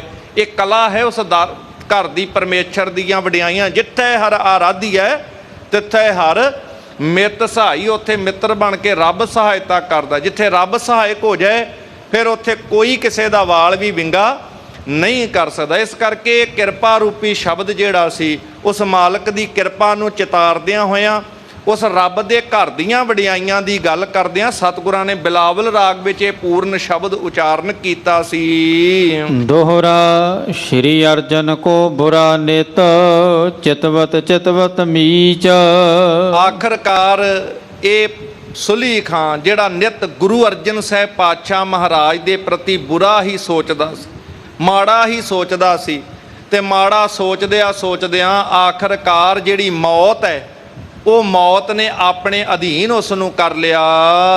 ਬਾਸਨਾ ਬਸਾਹਿਓ ਮੂੜ ਕੋ, ਭਰਿਓ ਸੋ ਦੋਜ਼ਕ ਬੀਚ। ਇਹ ਜਿਹੜਾ ਮੂਰਖ ਬੰਦਾ ਦੂਜਿਆਂ ਨੂੰ ਮਾਰਨ ਦਾ ਯਤਨ ਕਰਦਾ, ਇਹ ਨਹੀਂ ਪਤਾ ਕਿ ਮੈਂ ਆਪਣੀ ਮੌਤ ਭੁੱਲੀ ਬੈਠਾ ਹਾਂ। ਇਹ ਮੈਂ ਤੇ ਮਾਰਨ ਚੱਲਿਆ ਸੀ ਕਿਸੇ ਨੂੰ, ਤੇ ਅੱਗੇ ਇਹ ਨਹੀਂ ਪਤਾ ਕਿ ਮੇਰੀ ਮੌਤ ਹੀ ਮੈਨੂੰ ਉਸ ਪਾਸੇ ਖਿੱਚ ਕੇ ਲੈ ਕੇ ਚੱਲੀ। ਇਸ ਮੂਰਖ ਨੂੰ ਨਹੀਂ ਸੀ ਪਤਾ। ਆਖਰਕਾਰ ਇਹ ਮੌਤ ਵਾਲੇ ਪਾਸੇ ਆਪ ਤੁਰ ਪਿਆ, ਤੇ ਇਸ ਤਰੀਕੇ ਨਾਲ ਨਰਕਾਂ ਦੀ ਅੱਗ ਵਿੱਚ ਸੜਨ ਵਾਸਤੇ ਚੱਲ ਪਿਆ ਇਹ ਮੂਰਖ ਸੁਲਹੀ ਖਾਨ। ਚਾਉ ਪਈ ਗੁਰ ਦੋਖੀ ਕੀ ਦੁਰਗਤ ਹੋਏ। ਮਾਂ ਕਵੀ ਸੰਤੋਖ ਸਿੰਘ ਜੀ ਕਹਿੰਦੇ ਨੇ, ਦੁਨੀਆ ਦੇ ਵਿੱਚ ਇਹ ਚੇਤੇ ਰੱਖ ਲੈਣਾ, ਜਿਹੜਾ ਗੁਰੂ ਘਰ ਦਾ ਨਿੰਦਕ ਹੈ, ਗੁਰੂ ਘਰ ਦਾ ਦੋਖੀ ਹੈ, ਉਹ ਆਪਣੇ ਮਾੜੇ ਸੁਭਾਅ ਤੇ ਮਾੜੇ ਇਸ ਔਗਣ ਕਰਕੇ ਆਪਣੀ ਦੁਰਗਤੀ ਦਾ ਆਪ ਕਾਰਨ ਬਣ ਜਾਂਦਾ ਹੈ। ਗੁਰੂ ਘਰ ਦਾ ਦੋਖੀ, ਉਹਦੀ ਹਮੇਸ਼ਾ ਹੀ ਇਸੇ ਤਰੀਕੇ ਨਾਲ ਦੁਰਗਤੀ ਹੁੰਦੀ ਹੈ। ਸੰਤ ਕੀ ਨਿੰਦਾ ਨਾਨਕਾ, ਬੌਰ ਬੌਰ ਅਵਤਾਰ, ਇਹ ਕਲਾ ਉਹਦੇ ਨਾਲ ਵਰਤਦੀ ਹੈ। ਇਸ ਕਰਕੇ ਗੁਰੂ ਘਰ ਦਾ ਦੋਖੀ, ਗੁਰੂ ਘਰ ਦੇ ਪ੍ਰਤੀ ਵੈਰ ਕਰਨ ਵਾਲਾ ਉਹ ਆਪਣੀ ਦੁਰਗਤੀ ਆਪ ਕਰਵਾਉਂਦਾ ਹੈ। ਹਿੰਦੂ ਕਿਦੋਂ ਤੁਰਕ ਹੋਏ ਕੋਈ, ਭਾਵੇਂ ਕੋਈ ਆਪਣੇ ਆਪ ਨੂੰ ਹਿੰਦੂ ਅਖਵਾਉਂਦਾ ਹੋਵੇ, ਭਾਵੇਂ ਮੁਸਲਮਾਨ ਅਖਵਾਉਂਦਾ, ਗੱਲ ਹਿੰਦੂ ਜਾਂ ਮੁਸਲਮਾਨ ਦੀ ਨਹੀਂ, ਗੱਲ ਗੁਰੂ ਘਰ ਦੇ ਦੋਖੀ ਦੀ ਹੈ। ਕੋਈ ਵੀ ਹੋਵੇ ਜਿਹੜਾ ਗੁਰੂ ਘਰ ਦਾ ਦੋਖੀ ਹੈ, ਫਿਰ ਉਹ ਆਪਣੇ ਕਰਮਾਂ ਕਰਕੇ, ਉਸੇ ਦੋਖ ਕਰਕੇ ਆਪਣੀ ਕਰਨੀ ਦਾ ਫਲ ਭੁਗਤਦਾ ਹੈ। ਇੰਦਰ ਆਦ ਗੁਰ ਦੋਖ ਨ ਤਿਸ਼ਟੈ, ਕਹਿੰਦੇ ਦੇਵਤਿਆਂ ਦੇ ਰੂਪ ਵਿੱਚ, ਜਿੱਥੇ ਹਿੰਦੂ ਧਰਮ ਦੇ ਵਿੱਚ ਇੰਦਰ ਨੂੰ ਵੱਡਾ ਦੇਵਤਾ ਮੰਨਿਆ ਜਾਂਦਾ, ਦੇਵਰਾਜ ਕਿਹਾ ਜਾਂਦਾ ਹੈ, ਕਹਿੰਦੇ ਅਗਰ ਉਹ ਵੀ ਕਿਉਂ ਨਾ ਹੋਵੇ, ਦੇਵਤਿਆਂ ਵਿੱਚੋਂ ਵੱਡਾ ਦੇਵਤਾ ਵੀ ਕਿਉਂ ਨਾ ਹੋਵੇ, ਉਹ ਵੀ ਗੁਰੂ ਦੋਖੀ ਅਗਰ ਹੋਵੇ ਤੇ ਗੁਰੂ ਦੇ ਦੋਖ ਤੋਂ, ਉਸ ਨਿੰਦਿਆ ਤੋਂ, ਗੁਰੂ ਨਾਲ ਮਾੜੀ ਸੋਚ ਰੱਖ ਕਰਕੇ ਕਦੀ ਮੁਕਤ ਨਹੀਂ ਹੋ ਸਕਦਾ ਹੈ। ਦੁਖ ਸਜਾਏ ਲਹਿ ਪਦ ਤੇ ਭ੍ਰਿਸ਼ਟੈ, ਕਹਿੰਦੇ ਫਿਰ ਇਹੋ ਜਿਹਾ ਭਾਵੇਂ ਵੱਡਾ ਰਾਜਾ ਹੋਵੇ, ਇਨ ਦੇਵਤਿਆਂ ਦਾ ਵੀ ਸਿਰਮੌਰ ਕਿਉਂ ਨਾ ਹੋਵੇ, ਕਹਿੰਦੇ ਅਗਰ ਉਹ ਵੀ ਗੁਰੂ ਦਾ ਸਨਮਾਨ ਨਹੀਂ ਕਰਦਾ ਤੇ ਫਿਰ ਉਹ ਵੀ ਜਿਹੜਾ ਹੈ ਆਪਣੀ ਪਦਵੀ ਤੋਂ ਭਾਵ ਭ੍ਰਿਸ਼ਟ ਹੋ ਜਾਂਦਾ ਹੈ, ਆਪਣੀ ਪਦਵੀ ਤੇ ਸਦਾ ਟਿਕ ਕੇ ਨਹੀਂ ਰਹਿ ਸਕਦਾ। ਕਿਉਂਕਿ ਗੁਰੂ ਦੀ ਏਡੀ ਵੱਡੀ ਸਿਫਤ ਹੈ, ਭਾਈ ਰੇ ਗੁਰਬਿਨ ਗਿਆਨ ਨਾ ਹੋਏ, ਪੁੱਛੋ ਬ੍ਰਹਮੈ ਨਾਰਦੈ ਵੇਦ ਵਿਆਸੈ ਕੋਏ। ਜਾ ਕੇ ਬ੍ਰਹਮਾ ਜੀ ਨੂੰ ਪੁੱਛ ਲਓ, ਨਾਰਦ ਜੀ ਨੂੰ ਪੁੱਛ ਲਓ, ਚਾਹੇ ਕੋਈ ਦੇਵੀ ਦੇਵਤਾ ਹੋਵੇ, ਚਾਹੇ ਕੋਈ ਅਵਤਾਰ ਹੋਵੇ, ਉਹਨਾਂ ਨੂੰ ਵੀ ਸੰਸਾਰ 'ਚ ਕਲਿਆਣ ਵਾਸਤੇ ਗੁਰੂ ਧਾਰਨ ਕਰਨਾ ਪਿਆ। ਇਹਦਾ ਭਾਵ ਗੁਰੂ ਦੀ ਪਦਵੀ ਸਭ ਤੋਂ ਸਿਰਮੌਰ ਤੇ ਸ੍ਰੇਸ਼ਟ ਹੈ। ਤੇ ਸਤਿਗੁਰੂ ਕੀ ਬਾਣੀ ਵਿੱਚ ਗੁਰੂ ਤੇ ਪਰਮੇਸ਼ਰ ਨੂੰ ਇੱਕੋ ਕਰਕੇ ਬਿਆਨ ਕੀਤਾ, ਗੁਰ ਪਰਮੇਸ਼ਰ ਇੱਕੋ ਜਾਣ, ਪਾਰ ਬ੍ਰਹਮ ਗੁਰ ਨਾਹੀ ਭੇਦ, ਕਹਿ ਕੇ ਉਸ ਪਰਮੇਸ਼ਰ ਦੇ ਘਰ ਦੀ ਗੱਲ ਕੀਤੀ ਹੈ। ਤੇ ਜਿਹੜਾ ਪਰਮੇਸ਼ਰ ਨਾਲ ਵੈਰ ਕਮਾਵੇ, ਗੁਰੂ ਨਾਲ ਵੈਰ ਕਮਾਵੇ, ਫਿਰ ਉਹ ਆਪਣੇ ਆਪ ਹੀ ਆਪਣੇ ਕਰਮਾਂ ਦਾ ਫਲ ਭੁਗਤਦਾ ਹੈ। ਖਿਮਾ ਨਿਧਾਨ ਗੁਰੂ ਨਹਿ ਰਿਸੈ, ਪਰ ਗੁਰੂ ਦਾ ਤੇ ਇੱਕ ਬਿਰਧ ਹੈ, ਗੁਰੂ ਦੇ ਦਰ ਤੇ ਨਿਮਾਣਾ ਬਣ ਕੇ ਕੋਈ ਆ ਜੇ ਤੇ ਗੁਰੂ ਕਦੀ ਵੀ ਉਹਦੇ ਔਗਣਾ ਨੂੰ ਚਿਤਵਦਾ ਨਹੀਂ ਹੈ। ਗੁਰੂ ਖਿਮਾ ਦਾ ਖਜ਼ਾਨਾ ਹੈ, ਗੁਰੂ ਕਿਸੇ ਤੇ ਰੋਸ ਨਹੀਂ ਕਰਦਾ ਹੈ। ਸਤਿਗੁਰੂ ਪਾਤਸ਼ਾਹ ਨੇ ਕਿਤੇ ਵੀ ਕਿਸੇ ਦੇ ਪ੍ਰਤੀ ਮਾੜਾ ਭਾਵ ਨਹੀਂ ਰੱਖਿਆ। ਇਹ ਤੇ ਮੰਦਾ ਚਿਤਵਤ ਪਚਿਆ ਜਿਨ ਰਚਿਆ ਤਿਨ ਦੀਨਾ ਧਾ, ਸੋਚ ਮਾੜੀ ਸੀ ਉਹਦਾ ਫਲ ਇਹਨੂੰ ਮਿਲਿਆ ਹੈ। ਪਰ ਗੁਰੂ ਤੇ ਖਿਮਾ ਨਿਧਾਨ ਹੈ, ਖਿਮਾ ਦਾ ਘਰ ਹੈ, ਖਿਮਾ ਦਾ ਖਜ਼ਾਨਾ ਹੈ। ਗੁਰੂ ਕਿਸੇ ਨਾਲ ਰੋਸ ਵੈਰ ਨਹੀਂ ਰੱਖਦਾ, ਕਿਉਂਕਿ ਨਿਰਭਉ ਤੇ ਨਿਰਵੈਰ ਦਾ ਸਰੂਪ ਹੈ ਗੁਰੂ। ਤੇ ਗੁਰੂ ਵੀ ਸਭ ਦਾ ਭਲਾ ਕਰਨ ਵਾਲਾ, ਕਦੀ ਵੈਰ ਭਾਵ ਨਹੀਂ ਰੱਖਦਾ ਹੈ। ਆਪ ਪਰਮੇਸ਼ਰ ਨਾਸਹਿ ਤਿਸੈ, ਤੇ ਜਿਹੜਾ ਗੁਰੂ ਨਾਲ ਵੈਰ ਕਮਾਉਂਦਾ ਹੈ, ਸੱਚ ਜਾਣਿਓ ਪਰਮੇਸ਼ਰ ਆਪ ਹੀ ਉਹਦੇ ਜੀਵਨ ਦਾ ਨਾਸ਼ ਕਰ ਦਿੰਦਾ ਹੈ। ਹੋਏ ਦਰਗਾਹ ਬਿਖੈ ਮੁਖ ਕਾਰ, ਗੁਰੂ ਦੇ ਪ੍ਰਤੀ ਈਰਖਾ ਵੈਰ ਰੱਖਣ ਵਾਲਾ ਰੱਬ ਦੀ ਦਰਗਾਹ ਦੇ ਵਿੱਚ ਉਹਦਾ ਮੁਖ ਕਾਲਾ ਹੁੰਦਾ ਹੈ। ਮਾਰ ਕੁਮੌਤ ਪਰ ਨਰਕ ਮਝਾਰਾ, ਉਹ ਭੈੜੀ ਕੁਵੈਲੇ ਦੀ ਮੌਤ ਮਰਦਾ ਹੈ, ਨਰਕਾਂ ਦੇ ਵਿੱਚ ਵਾਸ ਹੁੰਦਾ ਹੈ।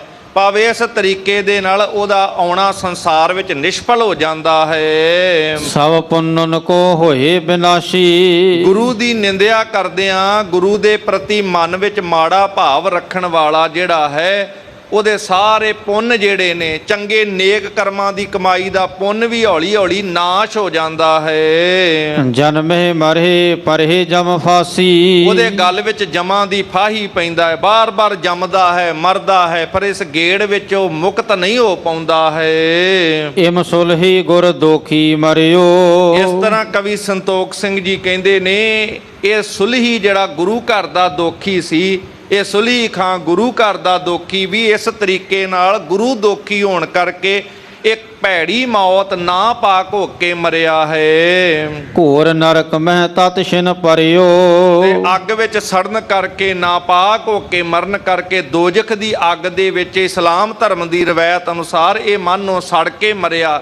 ਇਹ ਇਸ ਤਰੀਕੇ ਨਾਲ ਗੁਰੂ ਦੋਖੀ ਹੋਣ ਕਰਕੇ ਇਹਨੂੰ ਆਪਣੇ ਹੀ ਕਰਮਾਂ ਦੀ ਸਜ਼ਾ ਆਪ ਜਿਹੜੀ ਰੱਬ ਦੇ ਘਰੋਂ ਮਿਲੀ ਹੈ। ਦੋਹਰਾ ਪਹੁੰਚੀ ਕੇ ਤਕ ਦਿਓ ਸਮੈ, ਸੁਧ ਸਤਿਗੁਰ ਕੇ ਪਾਸ। ਇਸ ਤਰੀਕੇ ਦੇ ਨਾਲ ਜਾਣੀ ਜਾਣ ਸਤਿਗੁਰੂ ਪਾਤਸ਼ਾਹ ਨੂੰ ਤੇ ਸਭ ਗੱਲਾਂ ਦਾ ਪਤਾ ਹੈ, ਉਹਨਾਂ ਕੋਲ ਕੁਝ ਵੀ ਲੁਕਿਆ ਛਿਪਿਆ ਨਹੀਂ। ਪਰ ਜਿਵੇਂ ਕਿਸੇ ਸੰਗਤ ਦੇ ਵਿੱਚ ਚਰਚਾ ਇਸ ਗੱਲ ਦੀ ਫੈਲੀ ਹੈ ਤੇ ਕਾਫੀ ਦਿਨਾਂ ਬਾਅਦ ਸਤਿਗੁਰੂ ਪਾਤਸ਼ਾਹ ਮਹਾਰਾਜ ਜੀ ਦੇ ਦਰ ਘਰ ਦੇ ਵਿੱਚ ਸੰਗਤਾਂ ਨੇ ਜਾ ਕਰਕੇ ਸਤਿਗੁਰਾਂ ਦੇ ਪਾਸ ਇਹ ਖਬਰ ਆਪ ਦੱਸਣੀ ਕੀਤੀ ਹੈ। ਮਿਲ ਸੰਗਤ ਉਤਸਵ ਕੀਓ, ਦੁਸ਼ਟ ਮਹਾ ਲਖ ਨਾਸ਼। ਭਾਵੇਂ ਸੰਗਤ ਦੇ ਮਨ ਵਿੱਚ ਇਹ ਖੁਸ਼ੀ ਦਾ ਭਾਵ ਹੈ ਕਿ ਇਹ ਦੁਸ਼ਟ ਦਾ ਨਾਸ਼ ਹੋ ਗਿਆ ਹੈ। ਪਰ ਗੁਰੂ ਘਰ ਦਾ ਬਿਰਧ ਹੈ ਕਿ ਇਹ ਨਹੀਂ ਕਿ ਕੋਈ ਦੁਸ਼ਮਣ ਵੀ ਮਰ ਜਾਏ ਤੇ ਸਤਿਗੁਰੂ ਖੁਸ਼ ਹੁੰਦੇ ਹੋਣ। ਸਤਿਗੁਰੂ ਪਾਤਸ਼ਾਹ ਦਾ ਬਿਰਧ ਹੈ ਕਿਉਂਕਿ ਸਾਰਾ ਸੰਸਾਰ ਗੁਰੂ ਵਾਸਤੇ ਆਪਣਾ। ਇਹ ਗੁਰੂ ਨਾਨਕ ਦਾ ਘਰ ਇਹ ਨਹੀਂ ਵੇਖਦਾ ਕਿ ਕਿਸੇ ਦਾ ਧਰਮ ਕੀ ਹੈ, ਉਹਦੀ ਜਾਤ ਕੀ ਹੈ, ਉਹਦਾ ਰੰਗ ਕੀ ਹੈ, ਨਸਲ ਕੀ ਹੈ, ਮਜ਼ਹਬ ਕੀ ਹੈ।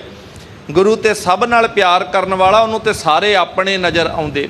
ਇਸ ਕਰਕੇ ਕਿਸੇ ਦੇ ਮਰਨ ਤੇ ਗੁਰੂ ਦਾ ਖੁਸ਼ ਹੋਣ ਵਾਲਾ ਸੁਭਾਅ ਨਹੀਂ। ਪਰ ਸੰਗਤ ਦੇ ਵਿੱਚੋਂ ਕਈਆਂ ਦਾ ਭਾਵ ਸੀ, ਕਿਉਂਕਿ ਉਹਨਾਂ ਦੇ ਮਨ 'ਚੋਂ ਫਿਕਰ ਲੱਥਾ ਸੀ, ਉਹ ਗੁਰੂ ਨਗਰੀ ਉਜਾੜਨਾ ਚਾਹੁੰਦਾ ਸੀ।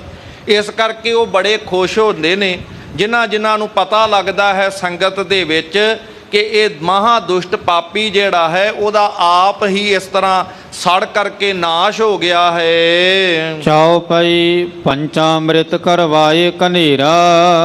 ਇਸ ਤਰ੍ਹਾਂ ਉਹਨਾਂ ਨੇ ਪੰਚਾਮ੍ਰਿਤ ਕੜਾਹ ਪ੍ਰਸ਼ਾਦ ਦੀ ਦੇਗ ਜਿਹੜੀ ਹੈ ਸੰਗਤ ਨੇ ਕਰਵਾਉਣੀ ਕੀਤੀ। ਸਤਿਗੁਰ ਕੋ ਜਸ ਕਰਹਿ ਉਚੇਰਾ। ਸਾਰੀਆਂ ਸੰਗਤਾਂ ਰਲ ਕੇ ਗੁਰੂ ਕੀਆਂ ਸਿਫਤਾਂ ਕਰਦੀਆਂ ਨੇ। ਗੁਰੂ ਗੁਰੂ ਗੁਰ ਕਰ ਮਨ ਮੋਰ, ਗੁਰੂ ਬਿਨਾ ਮੈਂ ਨਾਹੀ ਹੋਰ।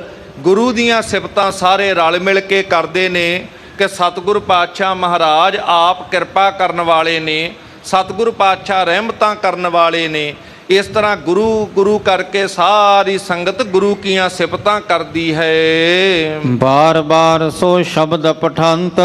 ਤੇ ਬਾਰ ਬਾਰ ਇਹ ਸ਼ਬਦ ਪੜ੍ਹਦੀਆਂ ਨੇ। ਸੁਲਹੀ ਤੇ ਨਾਰਾਇਣ ਰਾਖ, ਸੁਲਹੀ ਕਾ ਹਾਥ ਕਹੀਂ ਨਾ ਪਹੁੰਚੈ, ਸੁਲਹੀ ਹੋਏ ਮੁਆ ਨਾ ਪਾਕ ਰਹਾਓ।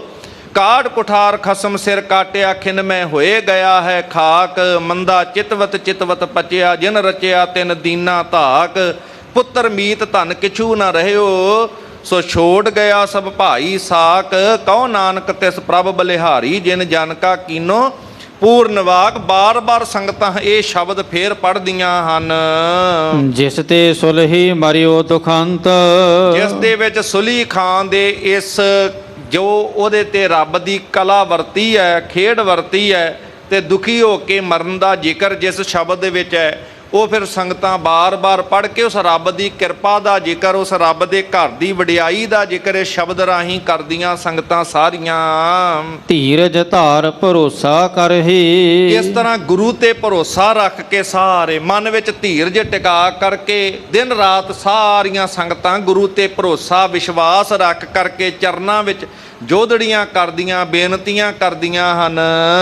ਲਾਗ ਵਿਸਾਲ ਕਹਿ ਸ੍ਰੀ ਗੁਰਪੁਰਹੀ। ਭਾਵੇਂ ਕੋਈ ਵੀ ਮਨੁੱਖ ਨੇ, ਛੋਟੇ ਵੱਡੇ ਸਾਰੇ, ਸਤਿਗੁਰ ਪਾਤਸ਼ਾਹ ਮਹਾਰਾਜ ਜੀ ਦੇ ਗੁਰੂ ਕੇ ਚਰਨਾਂ ਦੇ ਵਿੱਚ ਹਰ ਛੋਟਾ ਵੱਡਾ ਗੁਰੂ ਕੀਆਂ ਸਿਫਤਾਂ ਕਰਦਾ ਹੈ। ਵੱਡੇ ਦੁਸ਼ਟ ਕੋ ਭਇਓ ਵਿਨਾਸ਼। ਤੇ ਇਸ ਤਰ੍ਹਾਂ ਸਿਫਤਾਂ ਕਰਦਿਆਂ ਹੋਇਆਂ ਕਹਿੰਦੇ ਨੇ, ਵੱਡਾ ਪਾਪੀ ਇਹ ਦੁਸ਼ਟ ਗੁਰੂ ਘਰ ਦੇ ਪ੍ਰਤੀ ਫੌਜ ਲੈ ਕੇ ਚੜ੍ਹ ਕੇ ਆਉਣ ਵਾਲਾ, ਜਿਹਦਾ ਉਹਦੀ ਕਰਨੀ ਕਰਕੇ ਨਾਸ਼ ਹੋ ਗਿਆ ਹੈ। ਹੋਏ ਨਿਚਿੰਤ ਭੋਗੋ ਸੁਖ ਰਾਸ। ਗੁਰੂ ਸਦਾ ਅੰਗ ਸੰਗ ਹੈ, ਰਖਵਾਲਾ ਹੈ। ਇਸ ਕਰਕੇ ਭਾਈ ਬੇਫਿਕਰ ਹੋ ਕੇ ਜੀਵਨ ਦਾ ਸੁੱਖ ਮਾਨਣਾ ਕਰੋ। ਸਤਿਗੁਰ ਸਦਾ ਅੰਗ ਸੰਗ ਹੋ ਕੇ ਆਪਣੇ ਸੇਵਕਾਂ ਦੀ ਰਾਖੀ ਕਰਨ ਵਾਲੇ ਨੇ।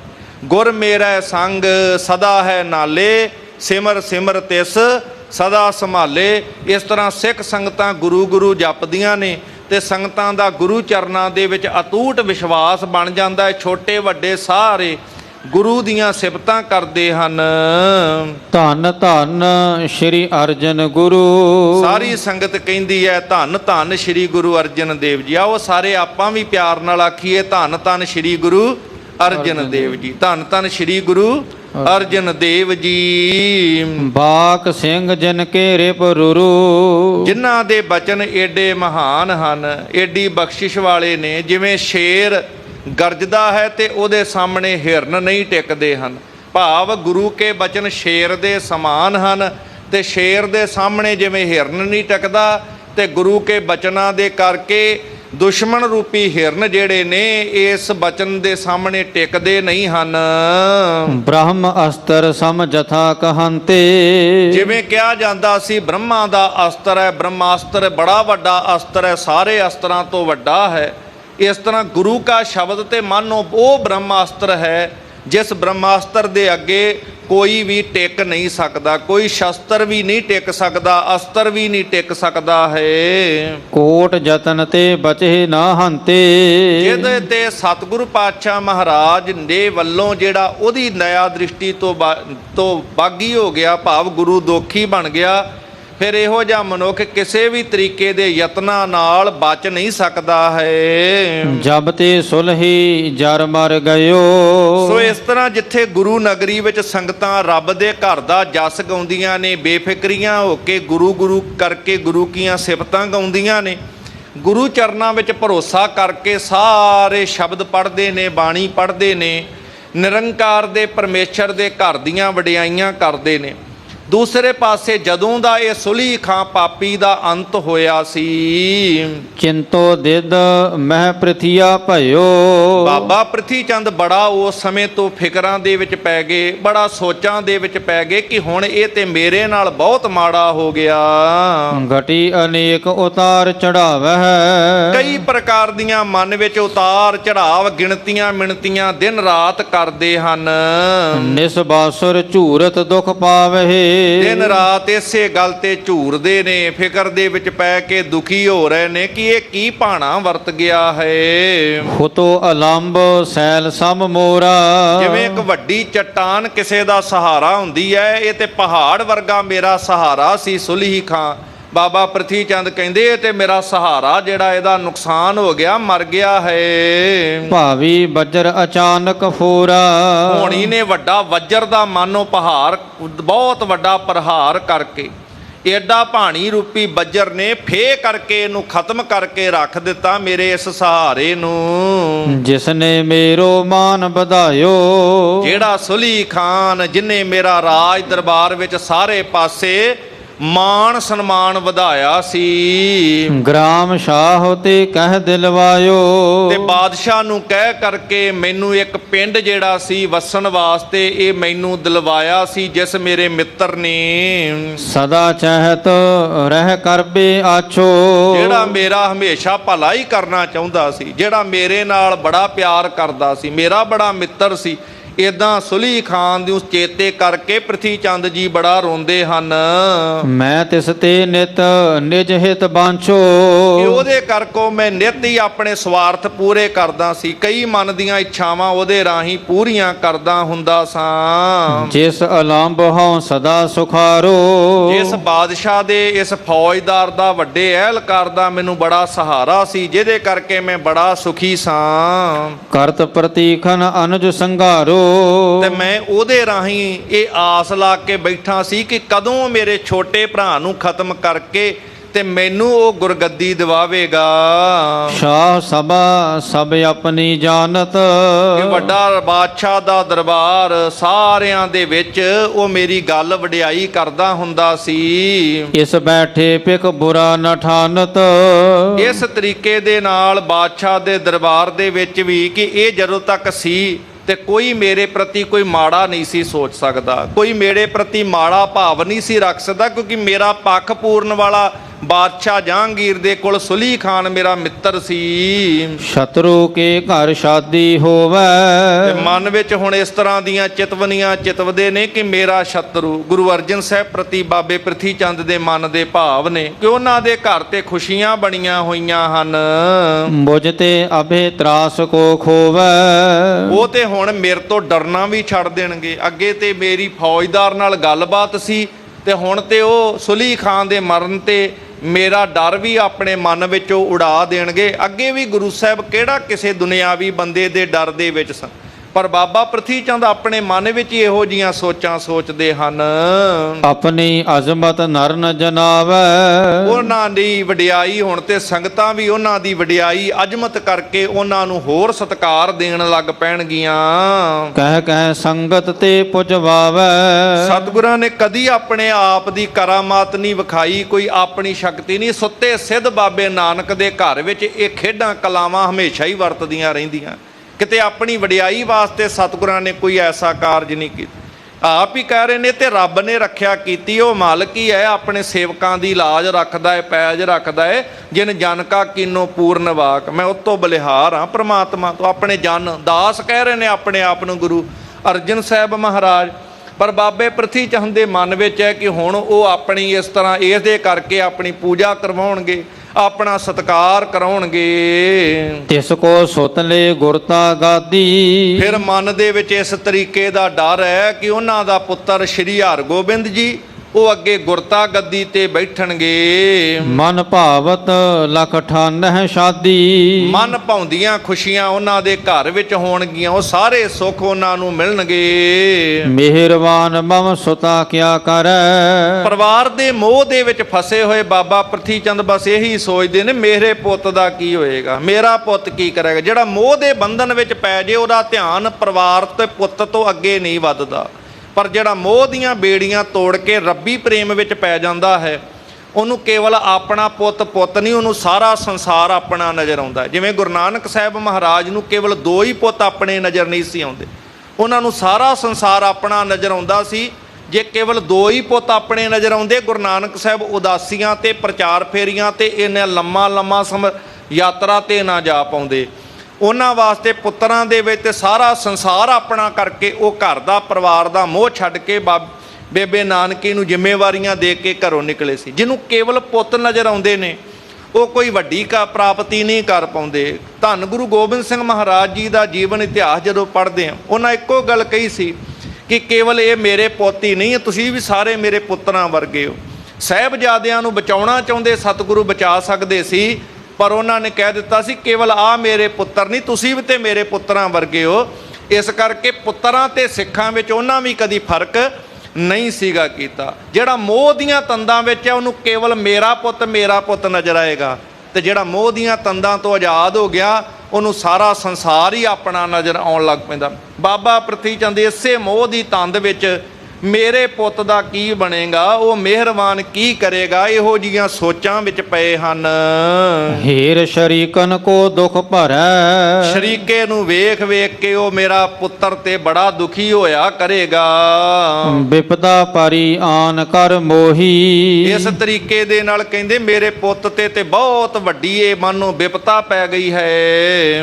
ਅਬ ਮਮ ਕੌਣ ਆਸਰੋ ਹੋਹੀ। ਹੁਣ ਇਹੋ ਜੀ ਵਿਪਤਾ ਦੇ ਸਮੇਂ ਵਿੱਚ ਮੇਰਾ ਕੌਣ ਆਸਰਾ ਸਹਾਰਾ ਬਣੇਗਾ। ਨਹੀਂ ਸ਼ਰੀਰਨ ਕੋ ਵਿਸ਼ਵਾਸ।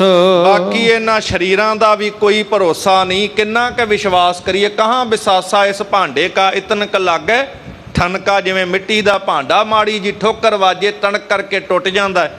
ਇਹ ਸਰੀਰ ਰੂਪੀ ਮਿੱਟੀ ਦਾ ਭਾਂਡੇ ਦਾ ਇਹਦਾ ਕੋਈ ਭਰੋਸਾ ਨਹੀਂ, ਕਿਹੜੇ ਵੇਲੇ ਇਹਨੇ ਠਣਕ ਜਾਣਾ ਹੈ। ਇਸ ਕਰਕੇ ਭਰੋਸਾ ਕੋਈ ਨਹੀਂ। ਇੰਨੀ ਕੁ ਗੱਲ ਤੇ ਹੈ, ਸਰੀਰ ਦਾ ਕੋਈ ਭਰੋਸਾ ਨਹੀਂ।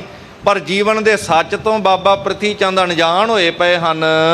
ਸੁਲਹੀ ਸਮਸ਼ਨ ਮੈਂ ਹੋਏ ਨਾਸ਼। ਸਰੀਰ ਦਾ ਕੀ ਭਰੋਸਾ ਹੈ, ਤੇ ਸੁਲੀ ਵਾਂਗੂ ਕਿਹੜੇ ਵੇਲੇ ਕਦੋਂ ਕਿਸੇ ਸਰੀਰ ਦਾ ਨਾਸ਼ ਹੋ ਜਾਣਾ ਹੈ। ਮੁਝ ਪਾਛੇ ਸੁਤ ਹੋਏ ਇਕੇਲਾ। ਮਨ ਵਿੱਚ ਚਿਤਵਦੇ ਨੇ ਮੈਂ ਚਲਿਆ ਗਿਆ, ਮੇਰਾ ਵੀ ਸਰੀਰ ਮੁੱਕ ਗਿਆ, ਭਾਵ ਤੇ ਮੇਰੇ ਮਗਰੋਂ ਤੇ ਮੇਰਾ ਪੁੱਤ ਫਿਰ ਕੱਲਾ ਹੀ ਹੋ ਜਾਏਗਾ, ਉਹਦਾ ਕੀ ਬਣੇਗਾ। ਕਿਸ ਤੇ ਰਹਿ ਅਲੰਬ ਸੁਹੇਲਾ। ਇਹਦੇ ਆਸਰੇ ਤੇ ਫਿਰ ਉਹ ਸੁੱਖ ਮਾਣੇਗਾ, ਭਾਵ ਮੇਰੇ ਤੋਂ ਬਾਅਦ ਮੇਰੇ ਪੁੱਤਰ ਦਾ ਸਹਾਰਾ ਕੌਣ ਬਣੇਗਾ। ਅਪਰ ਉਪਾਏ ਬਨ ਤਿਨਹਿ ਕੋਈ। ਇਦਾਂ ਮਨ ਵਿੱਚ ਮੋਹ ਦੀਆਂ ਤੰਦਾਂ ਵਿੱਚ ਫਸੇ ਬਾਬਾ ਪ੍ਰਿਥੀ ਚੰਦ ਜੀ ਇਸ ਤਰ੍ਹਾਂ ਦੀ ਵਿਚਾਰ ਵਿੱਚ ਕਰ ਰਹੇ ਨੇ। ਹੋਰ ਤੇ ਮੈਨੂੰ ਕੋਈ ਹੁਣ ਸਹਾਰਾ ਨਹੀਂ ਨਜ਼ਰ ਆ ਰਿਹਾ ਜਿਹੜਾ ਮੇਰਾ ਕਾਰਜ ਕਰ ਸਕੇ। ਤੇ ਗੁਰੂ ਅਰਜਨ ਸਾਹਿਬ ਪਾਤਸ਼ਾਹ ਮਹਾਰਾਜ ਉਹਨਾਂ ਦੇ ਪ੍ਰਤੀ ਮਾੜੀ ਭਾਵਨਾ ਲੈ ਕੇ ਬਾਬਾ ਪ੍ਰਿਥੀ ਚੰਦ ਕਹਿੰਦੇ ਉਹਨੂੰ ਫੜ ਸਕੇ, ਗ੍ਰਿਫਤਾਰ ਕਰਕੇ ਖਤਮ ਕਰ ਸਕੇ। ਹੋਰ ਤਾਂ ਮੈਨੂੰ ਕੋਈ ਸਹਾਰਾ ਨਜ਼ਰ ਨਹੀਂ ਆਉਂਦਾ। ਇੱਕ ਚੰਦੂ ਅਰਜਨ ਰਿਪ ਹੋਈ। ਬਸ ਹੁਣ ਇੱਕੋ ਨਜ਼ਰ ਪੈਂਦੀ ਹੈ ਸੁਲਹੀ ਖਾਨ ਤੋਂ ਬਾਅਦ ਜਿਹੜਾ ਮੇਰਾ ਕੰਮ ਕਰ ਸਕਦਾ। ਉਹ ਕੌਣ ਹੈ? ਕਹਿੰਦੇ ਉਹ ਤੇ ਚੰਦੂ ਹੀ ਹੈ। ਜਿਹੜਾ ਚੰਦੂ ਦੀਵਾਨ ਹੈ ਇਹੀ ਗੁਰੂ ਅਰਜਨ ਸਾਹਿਬ ਦੇ ਨਾਲ ਦੁਸ਼ਮਣੀ ਰੱਖਦਾ ਹੈ, ਉਹੀ ਹੁਣ ਮੇਰਾ ਮਿੱਤਰ ਬਣ ਸਕਦਾ ਹੈ। ਤਿਸ ਦੀਵਾਨ ਸੋ ਕੌਣ ਮਿਲਾਵੇ। ਸੋਚਦੇ ਨੇ ਹੁਣ ਉਸ ਦੀਵਾਨ ਨਾਲ ਚੰਦੂ ਦੇ ਨਾਲ ਮੈਨੂੰ ਕੌਣ ਮਿਲਾਵੇ, ਕਿਵੇਂ ਵਿਧ ਬਣੇ। ਕਹਿ ਗੁਰ ਮੇਰੋ ਸੁਜਸ ਸੁਨਾਵੇ। ਕਿਹੜਾ ਜਾ ਕੇ ਦੱਸੇ ਕਿ ਗੁਰੂ ਪ੍ਰਿਥੀ ਚੰਦ ਹੈ ਤੇ ਮੇਰੀਆਂ ਸਿਫਤਾਂ ਜਾ ਕੇ ਉਹਦੇ ਕੰਨਾਂ ਵਿੱਚ ਸੁਣਾਵੇ। ਕਿਉਂਕਿ ਸੁਲੀ ਖਾਨ ਦੇ ਕੋਲ ਵੀ ਉਹ ਇਹੀ ਦੱਸਦੇ ਸੀ ਗੁਰੂ ਮੈਂ ਆ, ਵੱਡਾ ਮੈਂ ਆ, ਇਸ ਕਰਕੇ ਗੁਰੂ ਆ। ਇਹ ਧੱਕੇ ਨਾਲ ਗੱਦੀ ਗੁਰੂ ਅਰਜਨ ਨੇ ਲਈ ਹੋਈ ਹੈ। ਇਸ ਤਰ੍ਹਾਂ ਮਾੜੇ ਬੋਲਦੇ ਨੇ, ਪਰ ਇਹ ਗੱਦੀ ਵੱਡੇ ਛੋਟੇ ਦਾ ਲਿਹਾਜ਼ ਨਹੀਂ। ਇਹ ਤੇ ਨਿਰੰਕਾਰ ਦੇ ਘਰ ਦੀ ਬਖਸ਼ਿਸ਼ ਹੈ। ਛੋਟੀ ਉਮਰ 'ਚ ਵੀ ਮਿਲ ਸਕਦੀ ਹੈ, ਪੁੱਤਰ ਨੂੰ ਵੀ ਮਿਲ ਸਕਦੀ ਹੈ, ਸਿੱਖ ਨੂੰ ਵੀ ਮਿਲ ਸਕਦੀ ਹੈ, ਪੋਤਰੇ ਨੂੰ ਵੀ ਮਿਲ ਸਕਦੀ ਹੈ, ਦਾਦੇ ਨੂੰ ਵੀ ਮਿਲ ਸਕਦੀ ਹੈ, ਭਰਾ ਨੂੰ ਵੀ ਮਿਲ ਸਕਦੀ, ਕਿਸੇ ਨੂੰ ਵੀ ਇਹ ਦਾਤਾਂ ਪ੍ਰਾਪਤ ਹੋ ਸਕਦੀਆਂ ਨੇ। ਇਹ ਰੱਬ ਦੇ ਘਰ ਦੀਆਂ ਅਗੰਮੀ ਖੇਡਾਂ ਨੇ।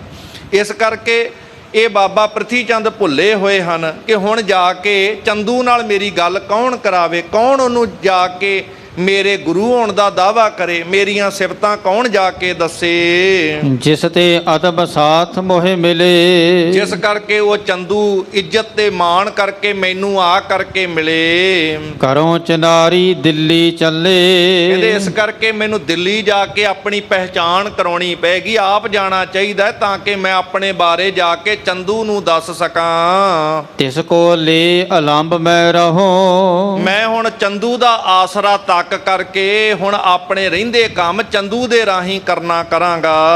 ਅਨੁਜ ਸੰਘਾਰਨ ਕੀ ਵਿਦ ਕਹੋ, ਉਹ ਕਾਰਜ ਕਿਹੜੇ ਨੇ ਚੰਦੂ ਦੇ ਰਾਹੀਂ ਕਰਾਉਣੇ ਨੇ ਬਾਬਾ ਪ੍ਰਿਥੀ ਚੰਦ ਨੇ ਕਿ ਮੇਰਾ ਜਿਹੜਾ ਅਨੁਜ ਛੋਟਾ ਭਰਾ ਹੈ ਉਹਨੂੰ ਖਤਮ ਕਰਨ ਦੀ ਜਿਹੜੀ ਵਿਧ ਸੁਲੀ ਖਾਂ ਦੇ ਰਾਹੀਂ ਪੂਰੀ ਨਹੀਂ ਹੋ ਸਕੀ, ਉਹ ਹੁਣ ਮੈਂ ਚੰਦੂ ਦੇ ਰਾਹੀਂ ਇਹ ਵਿਧ ਪੂਰੀ ਕਰਾਂਗਾ। ਇਤਿਆਦਿਕ ਨਿਤ ਘਟੀ ਗਿਨੰਤਾ, ਇਸ ਤਰੀਕੇ ਨਾਲ ਬਾਬਾ ਪ੍ਰਿਥੀ ਚੰਦ ਜੀ ਮਨ ਵਿੱਚ ਕਈ ਪ੍ਰਕਾਰ ਦੀਆਂ ਗਿਣਤੀਆਂ ਮਿਣਤੀਆਂ ਦਿਨ ਰਾਤ ਗਿਣਦੇ ਰਹਿੰਦੇ ਹਨ। ਸਿਮਰ ਸਿਮਰ ਸੁਲਹੀ ਪਛਤੰਤਾ, ਰੱਬ ਦਾ ਨਾਂ ਤੇ ਭੁੱਲਿਆ ਹੋਇਆ ਹੈ ਸਾਧ ਸੰਗਤ, ਪਰ ਸਿਮਰ ਕੇ ਹੁਣ ਯਾਦ ਕਿਹਨੂੰ ਕਰਦੇ ਨੇ? ਸੁਲੀ ਖਾਂ ਨੂੰ। ਸਿਮਰਨਾ ਪਰਮੇਸ਼ਰ ਨੂੰ ਸੀ, ਜਿਹੜੇ ਸਿਮਰਿਆ ਸੁੱਖ ਮਿਲਣਾ ਹੈ। ਸਿਮਰੋ ਸਿਮਰ ਸਿਮਰ ਸੁਖ ਪਾਵੋ, ਕਲ ਕਲੇਸ਼ ਤਨ ਮਾਹੇ ਮਿਟਾਓ। ਜਿਹੜੇ ਸਿਮਰਨ ਨਾਲ ਕਲ ਕਲੇਸ਼ ਮੁੱਕਣੇ ਸੀ ਉਹਨੂੰ ਤਾਂ ਸਿਮਰਿਆ ਨਹੀਂ। ਹੁਣ ਸਿਮਰਨ ਕਿਹਦਾ ਚੱਲਦਾ? ਜਿਹਦਾ ਸਿਮਰਨ ਹੈ ਉਹੋ ਜਿਹੀ ਬਿਰਤੀ ਬਣੀ ਰਹਿਣੀ ਹੈ। ਜਿਹੋ ਜਿਹੇ ਮਨ ਵਿੱਚ ਜਿਹਨੂੰ ਯਾਦ ਕਰਾਂਗੇ ਉਹੋ ਜਿਹਾ ਸੁਭਾਅ ਬਣ ਜਾਂਦਾ ਹੈ, ਉਹੋ ਜਿਹੇ ਕਰਮ ਬਣ ਜਾਂਦੇ ਨੇ। ਹੁਣ ਸਿਮਰਨ ਰੱਬ ਦਾ ਕਰਦੇ, ਨਿਰਭਉ ਤੇ ਨਿਰਵੈਰ ਦਾ ਕਰਦੇ, ਤੇ ਅੰਦਰ ਅਵਸਥਾ ਨਿਰਭਉ ਨਿਰਵੈਰ ਵਰਗੀ ਬਣ ਜਾਂਦੀ। ਪਰ ਨਾ ਨਿਰਭਉ ਨੂੰ ਜਪ ਰਹੇ ਨੇ, ਨਾ ਨਿਰਵੈਰ ਨੂੰ ਸਿਮਰ ਰਹੇ ਨੇ। ਸਿਮਰਦੇ ਕਿਹਨੂੰ ਨੇ? ਸੁਲੀ ਖਾਂ ਨੂੰ। ਜਿਹਨੂੰ ਸਿਮਰਦੇ ਨੇ ਉਹੋ ਜੀ ਫਿਰ ਅਵਸਥਾ ਬਣਨੀ ਹੈ। ਤੇ ਸੁਲੀ ਨੂੰ ਸਿਮਰ ਸਿਮਰ ਕੇ ਭਾਵੇਂ ਯਾਦ ਕਰ ਕਰਕੇ ਬੜੇ ਪਛਤਾਉਂਦੇ ਨੇ ਕਿ ਕਿਉਂ ਉਹ ਅੱਗ ਵਿੱਚ ਸੜ ਗਿਆ ਹੈ। ਅਬ ਗਮਨਤ ਹੀ ਰਿਪ ਕਹਿ ਲੇਤੋ, ਜੇ ਕਿਤੇ ਜਿੰਦਾ ਹੁੰਦਾ ਤੇ ਹੁਣ ਜਾ ਕਰਕੇ ਕਿਤੇ ਮੇਰੇ ਦੁਸ਼ਮਣ ਨੂੰ ਜਾ ਕੇ ਪਕੜ ਲੈਂਦਾ।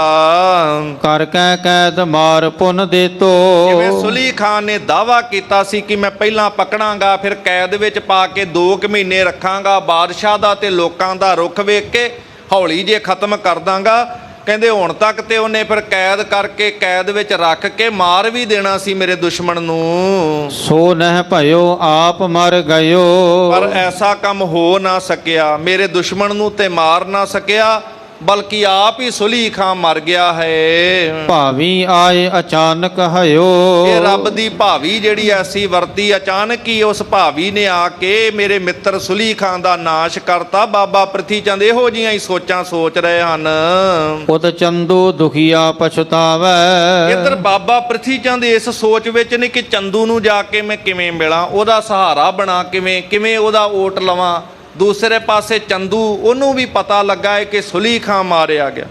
ਚੰਦੂ ਵੀ ਦੂਸਰੇ ਪਾਸੇ ਦਿੱਲੀ ਦੀ ਧਰਤੀ ਤੇ ਉਹ ਵੀ ਬੜਾ ਦੁਖੀ ਪਰੇਸ਼ਾਨ ਹੋ ਰਿਹਾ ਹੈ। ਦੇਖੇ ਸੁਤਾ ਬਦਨ ਮੁਰਝਾਵੈ, ਆਪਣੀ ਧੀ ਵੱਲ ਵੇਖਦਾ ਹੈ। ਉਹ ਪਾਪੀ ਤੇ ਹੰਕਾਰ ਦੇ ਭਰੇ ਬੋਲ ਬੋਲਣ ਵਾਲਾ, ਉਹਦੇ ਵੱਲ ਵੇਖ ਵੇਖ ਕੇ ਫੇਰ ਬਾਰ-ਬਾਰ ਮੁਰਝਾ ਜਾਂਦਾ ਹੈ ਉਹਦਾ ਚਿਹਰਾ। ਉਹਦਾ ਹੰਕਾਰ ਦਾ ਅਜੇ ਵੀ ਜਿਹੜਾ ਪੱਖ ਉਸੇ ਤਰੀਕੇ ਨਾਲ ਹੈ। ਇਤਨੇ ਮੈਂ ਸੁਧ ਕਿਸੇ ਸੁਣਾਈ, ਇੰਨੇ ਚਿਰ ਨੂੰ ਕਿਸੇ ਨੇ ਆ ਕੇ ਖਬਰ ਉਹਦੇ ਕੰਨਾਂ ਵਿੱਚ ਦਿੱਤੀ। ਇਸ ਤਰ੍ਹਾਂ ਕਿਸੇ ਨੇ ਆ ਕੇ ਦੱਸਿਆ ਹਰ ਗੋਬਿੰਦ ਲੈ ਵਿਆਹ ਕਿਥਾਈ, ਕਿ ਜਿਹੜਾ ਤੁਸੀਂ ਆਪਣੀ ਪੁੱਤਰੀ ਵਾਸਤੇ ਸ਼੍ਰੀ ਹਰਗੋਬਿੰਦ ਜੀ ਦਾ ਰਿਸ਼ਤਾ ਕਰਨਾ ਚਾਹਿਆ ਸੀ, ਤੁਹਾਡੀ ਲੜਕੀ ਨਾਲ ਤੇ ਸੰਗਤ ਦੇ ਕਹਿਣ ਤੇ ਗੁਰੂ ਜੀ ਨੇ ਪ੍ਰਵਾਨ ਨਹੀਂ ਕੀਤਾ। ਪਰ ਸ਼੍ਰੀ ਹਰਗੋਬਿੰਦ ਜੀ ਨੇ ਆਪਣੇ ਪੁੱਤਰ ਦਾ ਜਿਹੜਾ ਆਨੰਦ ਵਿਆਹ ਜਿਹੜਾ ਹੈ ਉਹ ਕਰ ਲਿਆ ਹੈ ਕਿ ਉਹਨਾਂ ਦੇ ਪੁੱਤਰ ਦਾ ਹੁਣ ਸ਼੍ਰੀ ਹਰਗੋਬਿੰਦ ਜੀ ਦਾ ਸੁੰਦਰ ਢੰਗ ਨਾਲ ਵਿਆਹ ਹੋਇਆ ਹੈ। ਦਰਬ ਬਰਿੰਦ ਖਰਚਿਓ ਤੇ ਸਮੇਂ, ਤੇ ਉਸ ਵਿਆਹ ਦੇ ਸਮੇਂ ਵਿੱਚ ਉਹਨਾਂ ਨੇ ਬਹੁਤ ਜਿਹੜਾ ਧਨ ਵੀ ਜਿਹੜਾ ਹੈ ਸੁਣਨ ਵਿੱਚ ਆਇਆ ਹੈ ਖਰਚਿਆ ਹੈ। ਗਰੀਬਾਂ ਵਿੱਚ, ਲੋੜਵੰਦਾਂ ਵਿੱਚ ਜਿਹੜੇ ਦਰ ਘਰ ਦੇ ਵਿੱਚ ਆਏ ਸੀ ਉਹਨਾਂ ਵਿੱਚ ਬੜਾ ਧਨ ਵੰਡਿਆ ਹੈ। ਚਹੁ ਦਿਸ਼ ਕੇ ਨਰ ਅਨਗਨ ਨਮੈ। ਤੇ ਗੁਰੂ ਘਰ ਦੀ ਵਡਿਆਈ ਚਾਰੇ ਪਾਸੇ ਫੈਲ ਗਈ ਹੈ। ਦੇਸ਼ ਵਿਦੇਸ਼ ਵਿੱਚ ਹਰ ਪਾਸੇ ਦੇ ਬੇਅੰਤ ਲੋਕ ਉਹਦੇ ਦਰ ਤੇ ਜਾ ਕੇ ਨਮਸਕਾਰਾਂ ਕਰਦੇ ਹਨ। ਸੁਨਤ ਮਨੋ ਕਿਨ ਬਰਛੀ ਮਾਰੀ। ਇਹ ਹੁਣ ਗੁਰੂ ਅਰਜਨ ਸਾਹਿਬ ਦੇ ਤੇ ਸ੍ਰੀ ਹਰਗੋਬਿੰਦ ਸਾਹਿਬ ਜੀ ਦੇ ਦਰ ਘਰ ਦੀਆਂ ਸਿਫਤਾਂ ਸੁਣ ਕੇ, ਗੁਰੂ ਘਰ ਦੀ ਵਡਿਆਈ ਸੁਣ ਕੇ ਇਧਰ ਚੰਦੂ ਪਾਪੀ ਬੜਾ ਪਰੇਸ਼ਾਨ ਹੁੰਦਾ, ਮਾਨੋ ਕਿਸੇ ਨੇ ਸੀਨੇ ਵਿੱਚ ਲਿਆ ਕੇ ਵਰਸ਼ਾ ਮਾਰ ਦਿੱਤਾ ਹੋਵੇ। ਮੁਖ ਅਸ਼ਾਦ ਪੌੜਿਓ ਤਿਸ ਬਾਰੀ। ਆਖਰਕਾਰ ਹੁਣ ਬੋਲਿਆ ਕੁਛ ਨਹੀਂ ਜਾਂਦਾ, ਮੂੰਹ ਢੱਕ ਕਰਕੇ ਉੱਥੇ ਲੰਮਾ ਪੈ ਗਿਆ ਹੈ, ਇੱਕ ਪਾਸੇ ਨੂੰ ਹੋ ਕੇ ਉਸ ਵਕਤ ਲੇਟਿਆ ਹੈ। ਚਿਤਵਤ ਤਨਿਆ ਰਹੀ ਕੁਮਾਰੀ। ਬਸ ਸੋਚਾਂ ਸੋਚਦਿਆਂ ਇਹੀ ਸੋਚ ਰਿਹਾ ਹੈ, ਮੇਰੀ ਲੜਕੀ ਤੇ ਕੁਵਾਰੀ ਰਹਿ ਗਈ ਹੈ। ਜਾਤ ਬਿਖੈ ਪਤ ਗਈ ਹਮਾਰੀ। ਕਿ ਮੇਰੀ ਸਾਡੀ ਸਾਰੇ ਭਾਈਚਾਰੇ ਵਿੱਚ ਇੱਜ਼ਤ ਵੀ ਜਾਂਦੀ ਰਹੀ। ਉਹਦੀ ਸੋਚ ਸੀ ਕਿ ਰਿਸ਼ਤਾ ਨਾ ਹੋਣ ਕਰਕੇ ਸ਼ਾਇਦ ਹੋਰ ਕਿਸੇ ਤਰੀਕ ਥਾਂ ਤੇ ਨਾ ਹੋਵੇ, ਪਰ ਗੱਲ ਸੰਗਤ ਦੇ ਹੁਕਮ ਦੀ ਸੀ। ਸਤਿਗੁਰੂ ਪਾਤਸ਼ਾਹ ਨੇ ਸੰਗਤ ਦਾ ਮਾਣ ਕੀਤਾ ਕਿਉਂਕਿ ਇਹਨੇ ਗੁਰੂ ਨਾਨਕ ਦੇ ਘਰ ਦੇ ਖਿਲਾਫ ਬੋਲੇ ਸੀ। ਹੋਰ ਕੋਈ ਸ਼ਬਦ ਹੁੰਦੇ ਸਤਿਗੁਰੂ ਪ੍ਰਵਾਨ ਕਰਦੇ, ਪਰ ਅਜੇ ਵੀ ਹੰਕਾਰ ਦੇ ਵਿੱਚ ਹੀ ਇਹ ਰਿਸ਼ਤਾ ਜੋੜਨਾ ਚਾਹੁੰਦਾ ਹੈ, ਆਪਣੇ ਆਪ ਨੂੰ ਵੱਡਾ ਜਾਣ ਕੇ। ਨਿਮਰਤਾ ਵਿੱਚ ਆ ਕੇ ਅਜੇ ਵੀ ਸਤਿਗੁਰਾਂ ਨੂੰ ਅਧੀਨ ਹੋ ਕੇ ਇਸ ਨੇ ਬੇਨਤੀ ਅਜੇ ਤੱਕ ਵੀ ਨਹੀਂ ਸੀ ਕੀਤੀ। ਨਾਤਾ ਹਟਿਓ ਨ ਲਹਿ ਕੋਈ। ਇਹ ਰਿਸ਼ਤਾ ਟੁੱਟ ਗਿਆ ਹੈ, ਹੋਰ ਕੋਈ ਵੀ ਕਿਸੇ ਥਾਂ ਤੇ ਰਿਸ਼ਤਾ ਜਿਹੜਾ ਹੈ ਨਹੀਂ ਹੋਵੇਗਾ। ਮੁਸ਼ਕਲ ਆਨ ਮੋਹੇ ਕਹੋ ਹੋਈ। ਇਹ ਤੇ ਮੇਰੇ ਵਾਸਤੇ ਬੜੀ ਵੱਡੀ ਮੁਸ਼ਕਲ ਦਾ ਸਮਾਂ ਆ ਗਿਆ ਹੈ। ਚੰਦੂ ਪਾਪੀ ਸੋਚਦਾ ਹੈ ਇਵੇਂ। ਤਨੀਆਂ ਦੁੱਖ ਦੇਖਣ ਤੇ ਆਛੋ। ਕਿ ਮਨ ਵਿੱਚ ਸੋਚਦਾ ਹੈ ਮੈਂ ਆਪਣੀ ਪੁੱਤਰੀ ਦਾ ਇਹੋ ਜਿਹਾ ਦੁੱਖ ਵੇਖਣ ਨਾਲੋਂ ਤੇ ਇਹ ਚੰਗਾ ਹੈ। ਪ੍ਰਾਨ ਹਾਨ ਆਪਣੇ ਕੋ ਬਾਂਛੋ। ਆਪਣੇ ਪ੍ਰਾਣ ਹੀ ਕਿਤੇ ਦੇ ਦੇਵਾਂ, ਇਸ ਤਰੀਕੇ ਨਾਲ ਆਪਣੇ ਪ੍ਰਾਣਾਂ ਦਾ ਹੀ ਨੁਕਸਾਨ ਕਰ ਦੇਵਾਂ। ਤਿਕ ਜੀਵਨ ਮੇਰੋ ਜਗ ਮਾਹੀ। ਲਾਨਤ ਹੈ ਮੇਰੇ ਇਹੋ ਜਿਹੇ ਜੀਵਨ ਤੇ, ਜਿਸ ਤਨੀਆਂ ਪਤ ਪ੍ਰਾਪਤ ਨਾਹੀ। ਕਿ ਜਿਸ ਦੀ ਪੁੱਤਰੀ ਨੂੰ ਪਤੀ ਦਾ ਸੁੱਖ ਵੀ ਪ੍ਰਾਪਤ ਨਾ ਹੋ ਸਕੇ। ਨਾਤਾ ਫਿਰਿਓ ਰਹਿਓ ਸੁਖਾਰੋ। ਜਿਨ੍ਹਾਂ ਰਿਸ਼ਤਾ ਮੋੜਿਆ ਹੈ ਉਹ ਤੇ ਬੜੇ ਸੁਖੀ ਹਨ। ਸੋ ਮੁਝ ਤੇ ਨਹਿ ਗਇਓ ਸੰਘਾਰੋ। ਉਹਨਾਂ ਨੂੰ ਮੈਂ ਖਤਮ ਨਹੀਂ ਕਰ ਸਕਾਂ। ਐਡਾ ਵੱਡਾ ਮੇਰੇ ਕੋਲ ਅਹੁਦਾ ਹੋਵੇ, ਰਾਜ ਦਰਬਾਰ ਸਰਕਾਰੇ ਦਰਬਾਰੇ ਮੇਰੀ ਚੱਲਦੀ ਹੋਵੇ ਤੇ ਮੈਂ ਉਹਨਾਂ ਨੂੰ ਖਤਮ ਨਾ ਕਰ ਸਕਾਂ। ਸ਼ਾਹ ਦੀਵਾਨ ਹੁਕਮ ਮਮ ਚੱਲੈ। ਬਾਦਸ਼ਾਹ ਦਾ ਜਿੱਥੇ ਸਾਰੇ ਪਾਸੇ ਹੁਕਮ ਹੈ ਤੇ ਮੈਂ ਉਹਦਾ ਦੀਵਾਨ ਆ, ਮੇਰਾ ਹੁਕਮ ਤੇ ਸਾਰੇ ਪਾਸੇ ਚੱਲਦਾ ਹੈ। ਲੋਕ ਹਜ਼ਾਰੋਂ ਮੋਕੋ ਮਿਲੈ। ਹਜ਼ਾਰਾਂ ਲੱਖਾਂ ਲੋਕ ਆ ਕਰਕੇ ਮੈਨੂੰ ਮਿਲਦੇ ਹਨ। ਜਿਸ ਨੇ ਤਰਾਸ ਤਨਕ ਨਹੀਂ ਮਾਨਾ। ਹਜ਼ਾਰਾਂ ਲੋਕ ਮੇਰੇ ਤੋਂ ਡਰਦੇ ਹਨ, ਪਰ ਗੁਰੂ ਨਾਨਕ ਦਾ ਘਰ ਹੈ, ਗੁਰੂ ਅਰਜਨ ਸਾਹਿਬ, ਉਹਨਾਂ ਨੇ ਮੇਰਾ ਕੋਈ ਡਰ ਨਹੀਂ ਮੰਨਿਆ ਹੈ। ਮੈਂ ਨਾ ਤਦਾਰਕ ਤਿਸ ਸੋ ਠਾਨਾ। ਕਹਿਣ ਲੱਗੇ ਫਿਰ ਮੈਂ ਵੀ ਇਸ ਦਾ ਪ੍ਰਬੰਧ ਨਾ ਕੀਤਾ, ਭਾਵ ਇਹ ਵੀ ਪ੍ਰਬੰਧ ਮੈਂ ਕਰਕੇ ਹੀ ਆਖਰਕਾਰ ਕੋਈ ਨਾ ਕੋਈ ਹੱਲ ਤੇ ਕੱਢਾਂਗਾ ਕਿ ਉਸ ਘਰ ਦੇ ਨਾਲ ਵੈਰ ਕਮਾਵਾਂ। ਹੁਣ ਇੱਧਰ ਚੰਦੂ ਪਾਪੀ ਨੂੰ ਪਤਾ ਲੱਗਦਾ ਹੈ ਬਾਬਾ ਪ੍ਰਿਥੀ ਚੰਦ ਬਾਰੇ ਕਿ ਵੱਡਾ ਭਰਾ ਹੈ ਤੇ ਸਰਕਾਰੀ ਤੌਰ ਤੇ ਇਹਨੂੰ ਇੱਕ ਪਿੰਡ ਮਿਲਿਆ ਹੋਇਆ। ਉਹ ਪਿੰਡ ਲੈਣ ਦਾ ਯਤਨ ਕਰਦਾ ਹੈ, ਚਿੱਠੀ ਲਿਖ ਕੇ ਕਿ ਤੂੰ ਆਪਣੇ ਭਰਾ ਨੂੰ ਸਮਝਾ ਤੇ ਉਹ ਨਹੀਂ ਤਾਂ ਇਹ ਪਿੰਡ ਤੇਰਾ ਖੋਹ ਲਿਆ ਜਾਏਗਾ। ਅੱਗੋਂ ਬਾਬਾ ਪ੍ਰਿਥੀ ਚੰਦ ਵੀ ਹਵਾਲਾ ਦਿੰਦੇ ਨੇ ਕਿ ਮੈਂ ਤੇ ਖੁਦ ਆਪਣੇ ਭਰਾ ਨੂੰ ਖਤਮ ਕਰਨਾ ਚਾਹੁੰਦਾ। ਫਿਰ ਜਿਸ ਤਰੀਕੇ ਨਾਲ ਇਹਨਾਂ ਦੋਵਾਂ ਪਾਪੀਆਂ ਦੀ ਆਪਸ ਵਿੱਚ ਗੱਲ ਹੁੰਦੀ ਹੈ, ਬਾਬਾ ਪ੍ਰਿਥੀ ਚੰਦ ਤੇ ਚੰਦੂ ਆਪਸ ਵਿੱਚ ਜਿਵੇਂ ਮਿਲ ਕਰਕੇ ਫਿਰ ਕਿਵੇਂ ਦੁਸ਼ਟ ਸਭਾ ਮੰਤਰ ਪਕਾਉਂਦੀ ਹੈ, ਵੱਖਰੇ ਕਾਰਜ ਸਲਾਹ ਕਰਕੇ ਗੁਰੂ ਘਰ ਦੇ ਖਿਲਾਫ ਅੱਗੇ ਸਾਜ਼ਿਸ਼ਾਂ ਘੜਦੀ ਹੈ। ਗੁਰੂ ਅਰਜਨ ਸਾਹਿਬ ਪਾਤਸ਼ਾਹ ਜੀ ਦੇ ਆਉਣ ਵਾਲੇ ਦਿਨ 'ਚ ਸ਼ਹੀਦੀ ਦੇ ਜਿਵੇਂ ਪ੍ਰਸੰਗ ਵਰਤਣੇ ਆ, ਇਹ ਕਿਵੇਂ ਕਿਵੇਂ ਘਟਨਾਵਾਂ ਵਰਤਦੀਆਂ ਨੇ। ਇਹ ਚੰਦੂ ਪਾਪੀ ਤੇ ਬਾਬਾ ਪ੍ਰਿਥੀ ਚੰਦ ਦੇ ਮੇਲ, ਇਹ ਕੱਲ ਅਗਲਿਆਂ ਦੀਵਾਨਾਂ ਵਿੱਚ ਅਗਲਾ ਪ੍ਰਸੰਗ ਸਾਂਝਾ ਕੀਤਾ ਜਾਏਗਾ। ਇੰਨੀਆਂ ਬੇਨਤੀਆਂ ਨਾਲ ਖਿਮਾ ਦਾ ਜਾਚਕ ਹੈ। ਸਭ ਦਾ ਧੰਨਵਾਦ, ਗੁਰੂ ਗ੍ਰੰਥ ਸਾਹਿਬ ਦਾ ਸ਼ੁਕਰਾਨਾ। ਅਖੀਰਲੀਆਂ ਪੰਕਤੀਆਂ ਪੜ੍ਹ ਕੇ ਸਮਾਪਤੀ ਹੈ ਜੀ। ਸ਼ਾਹ ਦੀਵਾਨ ਹੁਕਮ ਮਮ ਚੱਲੈ।